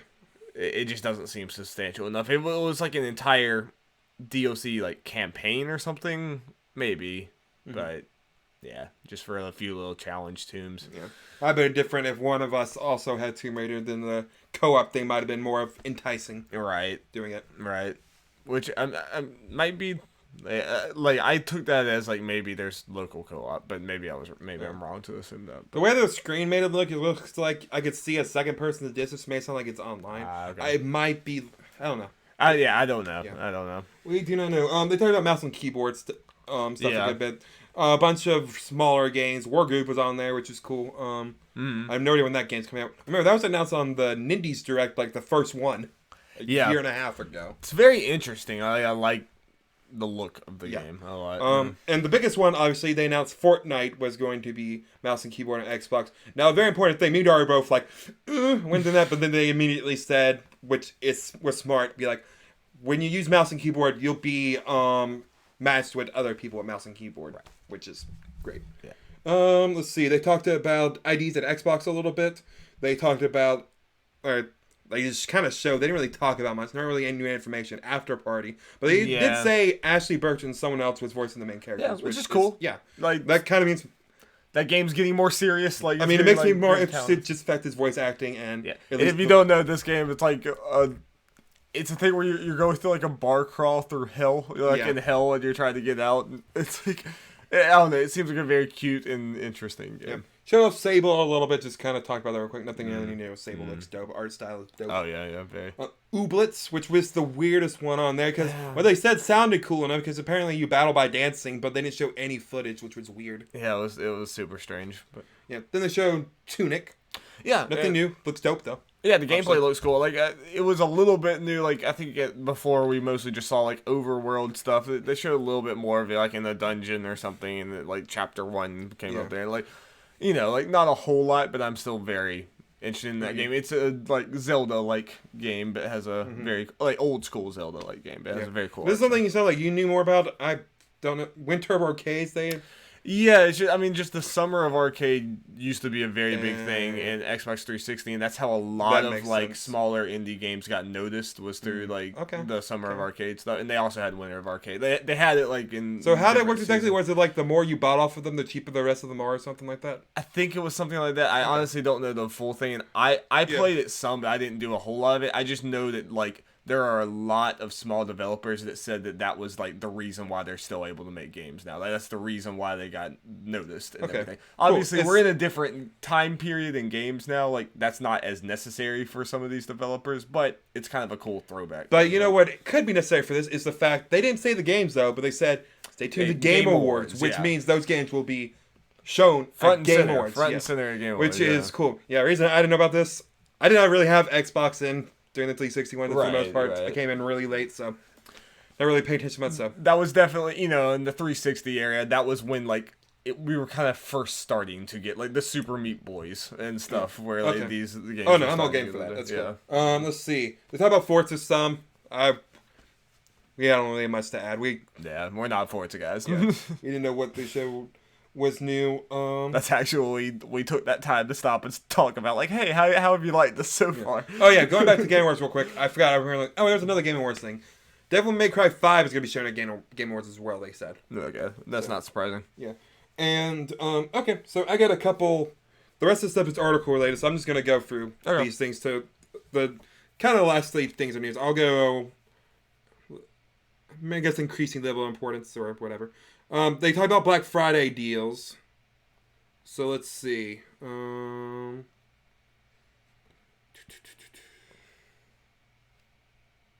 trying to find it. In a very car commercial type way. Yep. Slashing all the deals and those. $100 off discount on select Xbox One devices. So like $399 for the Xbox One X. Talk about Game Pass. They did not talk about that Best Buy thing I've been talking about on there. They said you can get the first month for $1 between November 15th and November 30th, or save 40% on 3-month subscriptions from November 22nd to November 26th. I think it's around Black Friday time, so. I mean, I think they did. Or that'd be leading up to it, yeah. They did that as like Black Friday deals, yeah. but it doesn't have that particular one. So hopefully that's still a thing, or whatever. Yeah. Yeah, and that's the main thing. So then they went over some certain games. titles. Yep. Okay, Darby, did we talk about the studios or the Xbox Game Pass games first? Those are the last two things we got. Let's do the studios first, and then let's talk about the game. Okay, they announced 2 new studios, Darby. One of them we already knew and talked about, and the other one... Me and you don't know much about. Yeah. But it sounds I recognize their games, though. Yeah. So I'll just read the descriptions they have here. The first one they announced was Obsidian Entertainment, and it was founded in 2003 in Irvine, California by industry veterans from Black Isle Studios, led by Fergus Urquhart. The studio quickly made a name for itself with Xbox exclusives, Star Wars Knights of the Old Republic 2, The Sith Lords. Over the last 15 years, they have delivered genre-defining RPGs to players on both console and PC through titles including Fallout New Vegas, South Park Stick of Truth, and Pillars of Eternity. All 3 are big deals. Yeah, very big deals. The one we didn't know as much is X018 Entertainment, and it is a team of industry veterans with decades of PC and RPG expertise, PC that makes it, yeah. Led by Interplay founder Brian Fargo. I know I recognize that name. Yeah. Exile's 2 development teams in Newport Beach, California, and New Orleans excel at creating vast worlds for players to explore. Titles such as Wasteland 2, Torment Times of Numera, Bard's Tales 4, and the upcoming Wasteland 3. So I guess that might be Xbox exclusive. Yes, I would imagine. Yeah, then they go on just talking about it a little more. So, they got 2 more studios, Darby, so they've added 7 studios since E3. Yes, and these 2 are both single-player RPG-centric studios. Yes, which, as a lot of people, we mentioned during it, a lot of people have said, it's something Xbox and Microsoft have been lacking. Yeah, and Xbox is trying to, break the notion that, they don't have any exclusives, and or they're only, this is what you already see, that's the do bro thing, which is shooters and car games. Right. They're trying to buck that, that air about them, or just what everyone says about them. And I think they're, all these studios have seemed, even the ones I don't know as well, have seemed like good fits for that. And, Playground, it seems like is doing Fable. And, Obsidian, if you just think about Obsidian, just with what they've done before with New Vegas and Pillars of Eternity in South Park, if you gave Obsidian, a Microsoft-type budget or whatever, that could be a big freaking deal. Oh, yeah. That could be huge if they have, the backing of a company that big. And I know Pillars of Eternity, I read Jason Schreier, they had an article about it. I know they went through, a lot of pains of doing that on their own. So, to have the backing of someone that big, and Microsoft really... It might just be lip service, but it really seems like Microsoft is going to big links to say, hey, we're letting these developers do what they want to do. We're just here to support them, but we're going to let them keep their visions. This could be lip service, but I doubt every studio would be saying this if this wasn't the true, at least for now. A lot of these studios have released videos saying, doing this will allow us to fund our games. We'll have kind of security and all that kind of stuff. And Microsoft is allowing us to do what we want. The team isn't really changing. We're doing things our way, etc., etc. Both these studios had videos of that today. Right, and Ninja Theory has talked about it too.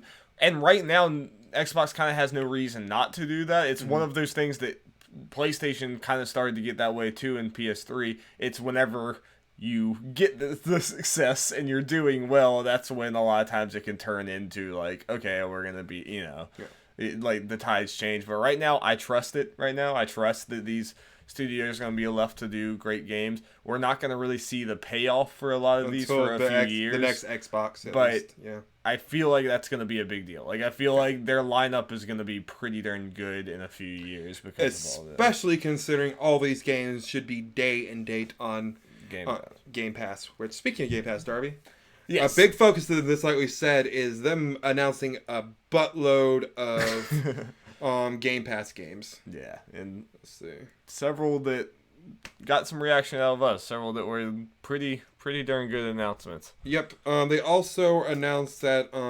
Let's see. Okay, what was I about to say? Yes. Some games we already mentioned, Hellblade and PUBG are on. Yeah. Yeah. And PUBG starts Monday for Game Pass. Okay. Right after their free period is done, which makes sense. So I like that they went ahead and did the free thing. So leading up right into the Game Pass. Yeah. So yeah, that is nice. And yeah, Hellblade, as we mentioned, is great. Really nice announcement. They got me and you both, kind of happy. Yeah. Is both Ori games, the one that Ori and the Blind Forest, and then the sequel Will of the Wisps are going to be on Game Pass, which is sweet. Yeah. Like, because we didn't know completely, because Moon Studios is independent, but I think they just Microsoft publishes these games, so it wasn't guaranteed that they were going to be on Game Pass. And I think it's awesome to this far in advance get Ori onto Game Pass so people can play that, get their experience that and get ready for Will of the Wisps. So whenever they do announce, let's say Ori is a second half of next year game at E3, when they announce the date, they can be like, and you don't have to wait till you play Ori. You can play Ori, the original Ori, on Game Pass right now. Yeah, and that's great, and that's probably how you'll play it, I imagine. Yeah. Oh yeah, most definitely. Yeah, I'm kind of waiting on Darby's copy and getting to me, or his sister's copy at least, or whatever. Yeah, but now it might not. I have no reason to. It's not even. Yeah, just let her keep her thing. Yeah, yeah, and that and Hellblade, as well as Kingdom 2 Crowns, is coming in December. Let's see. I'm just gonna kind of read this. If you're like us and wait to check out more new games ahead of December, FIFA Thieves is officially on Xbox and in Xbox Game Pass starting today, which is a game based on the story or comic based from Robert Kirkman, the writer of The Walking Dead. Right. Which looks cool. Big name. Cool. Yeah. That's starting today, and let's see. I'm just gonna go through this. I wish they just kind of less in a little description, but they just kind of have it written out. Well, they said that was bringing Agents of Mayhem, which. Kind of interesting considering Crackdown was mentioned during the Crackdown thing. I was like, man, this is like a better Agents of Mayhem. I didn't even think about that. We threw shade at Agents of Mayhem in the same conference where it was revealed kind of to. It was announced that we'll be able to play it. Yeah. I think this is very good for this game. Like, this is the type of game that probably needs Game Pass in order to get people to play it. I still don't think it's going to help it that much, but... D-Cell did say it was his conference, how I think about it, so that makes sense. Oh, okay. Yeah, that makes sense. Then MXGP3 is also the motocross game, which, cool, fine. Yep. We can mess around if we want to. And Thomas Was Alone was another one. Heard a lot of people talk about, but I still just don't know. Also the kind of thing I'm into, the little shapes and doing puzzles and stuff. It looks fun. Apparently. Those all will be on Game Pass starting November 22nd. Yeah. That's pretty soon. And these should be all the games. Yeah. Okay, I can count them after done. They also announced a whole bunch of their games that will be come out the very same day they debut on Xbox One on Game Pass, starting this holiday. This list includes After Charge. Having trouble remembering which one that is. Yeah, I don't remember which one that was, but Supermarket Shriek. That's one. Darby, we're playing that one. It was like this dude with a shopping cart with a goat. Yeah, and you move the shopping cart by yelling. It just, I feel like if it's not co-op, then what are you doing? Like it had 2 meters on both sides. So that's I have no reason to doubt it. Again, I call being the goat. Okay. The one I am excited about, Mutant Year Zero. Yeah, that one was. If you watch the video, I kind of went out and like, yes. That was the biggest, yes, because me and Jeff, and especially Jeff, were definitely interested in this game going into it, but we both kind of said just I don't know, man, we're buying so many other games, I just don't know if I'm going to get to this, especially since apparently it's coming out in December. Yeah, I'm double checking that date real quick. Later. It's saying day and date, which makes sense. But yeah, that's a big deal. December 4th.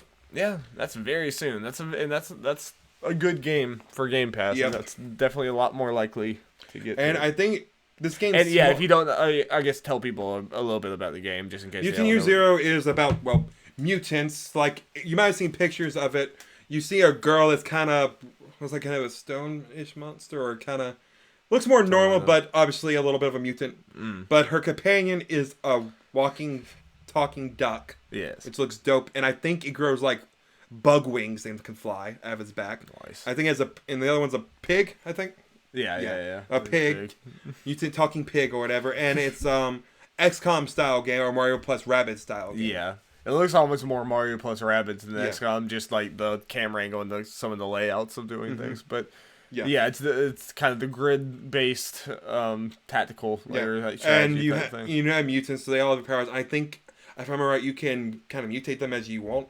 Yeah, in different ways. Art style's very interesting because it kind of is slightly cartoony with the anthropomorphized whatever, you know what I'm trying to say, animals and stuff, but it's also kind of like sci-fi looking and realistic looking. Like it's a weird blend of things that I'm kind of into.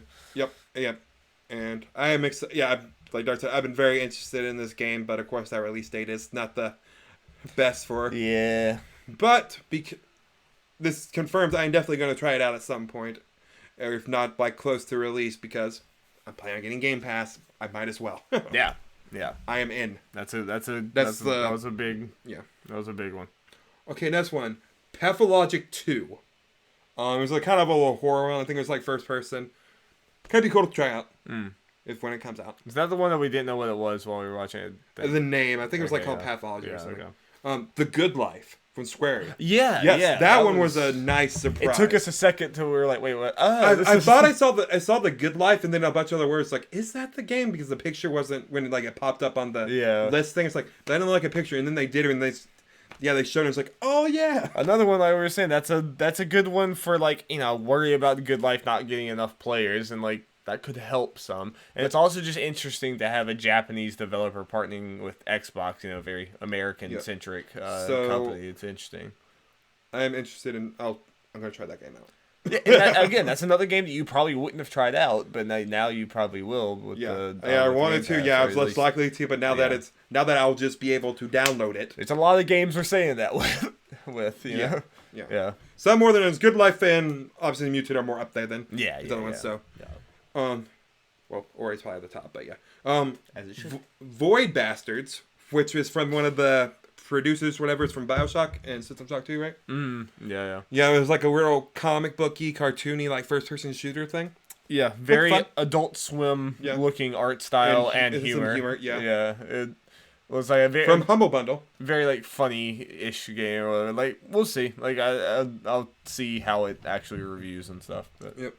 And last one that's on here, I'll count to make sure this is all Secret Neighbor, which is a multiplayer game. Spin-off thing, I guess, from Hello Neighbor, which was also just released on Game Pass. Yes. And it's multiplayer. I don't know if you said that, but multiplayer. Yeah. Which that could make it actually potentially fun, dumb fun, but fun. Fun because it's so bad. Exactly. Darby, I'm just letting people know that this will probably be the case. When I get Game Pass, me and Darby are probably gonna play Hello Neighbor. It could be a fun stream. It may not be a long thing. It might be like a 20-minute video of us goofing around a little bit until we get frustrated. Yes. But we will play it because that's the kind of game that's begged to be played. Yeah, I heard it here. You have anything against that, Darby? No. I think we should just like dip into the Xbox, the Game Pass well, and just see what gems we can pull out. Yep. I'm just gonna count this real quick. Make sure all the games are here. 16 1, games. 2, 3, 4, 5, 6, 7, 8, 9. Yeah, that's all. Nice. Yeah, that's a good list of games. Some I'm excited about, and some definitely surprises in there. So that's very good. So yeah, I guess final thoughts, Darby. I thought this was a very good little thing. I've seen one or two of these inside Xbox things, so I knew what to expect with the talking to developers and stuff. I think this lived up to what Xbox said, went above what Xbox said a little bit. Like it exceeded expectations some from what they were kind of setting up. Yes, being the biggest inside Xbox. Right. Yeah, I think it exceeded it, but not by much. Not in a bad way. No, it was like It's not like they set it up to be this whole big thing. Like we're gonna announce a bunch of games. Like no, we're gonna show off some of our games here and all stuff. We're gonna talk about some Game Pass stuff, which the Game Pass exceeded my expectations. Yeah, as far as that was the big and announcing new studios, that alone just helped. And while of course some of the games they talked about aren't they necessarily some that kind of bored us more than others, like Devil May Cry and stuff, and Jump Force were a little underwhelming, but for the most part, it's obviously this is not the buttoned up E3. We're gonna like pound game after game after game, do all this stuff. Like it wasn't that at all. But I also could have seen, and as we were gearing up for this, like part of me was a little bit expecting something even halfway through. You probably just mainly focusing on Fable, right? I mean, that's literally why. There's probably not gonna be many streams where I had a game set up while I was watching, because I really thought there was a chance that this was just nothing, and it was just gonna be a bunch of awkwardness, but like I thought that there was a chance that we wouldn't even get this much. But I think focusing on Game Pass was smart because like those are easy announcements, but they're big and it helps a lot. Yeah, it probably helps you helps convince you whenever it gets on PC to be like, I'm in. That's the only thing that would have sealed the whole Game Pass thing for me is if they had come out and said like, yeah, it's on PC now. But I'm sure that's coming. I'm sure Fable's coming at some point. I didn't actually expect Fable today, but it would have been sweet. I had hopes deep down for Banjo, but I'm gonna have that for every Xbox thing. So of course you are. Yeah, of course we are. I honestly think both of those are coming. Maybe just not anytime soon. Yeah. So that was our thoughts of the Xbox X018. Let us know what you think. It's interesting. Xbox. I'm glad that we got this since we're not getting PSX. It's also cool. It's fun. It's good. Mm-hmm. I like video games and I like hearing about them. Kind of like we got a little teases for Game Awards. Yeah, several of them. They're definitely tying a lot into that too, which will be cool. Mm-hmm. All right, well, you can check out. We recorded the normal episode of the Nerds at Large Gaming podcast that will be going out shortly in the next day or two. From the time of this recording, so definitely check that out. And I think I'm probably gonna just separate the discussion probably just on YouTube. So if you're just watching this, you can go on YouTube and see like our reactions to the full conference if you want to. And we'll probably be streaming things in the future. We're gonna do some Game Awards coverage. We're gonna do a game that Jeff has prepared for us, which will be a lot of fun. And I'm sure we're gonna stream Game Awards too. Oh, yeah. I mean, that's the big one. 100. That's the big one. Darby, if we decided we were going to stream this, we're 100% doing Game Awards. Yes, I think that's safe to say. No, I'm happy we actually did this, because I thought that was... It was fun. It was fun. Yeah, it was fun. Now, let's go play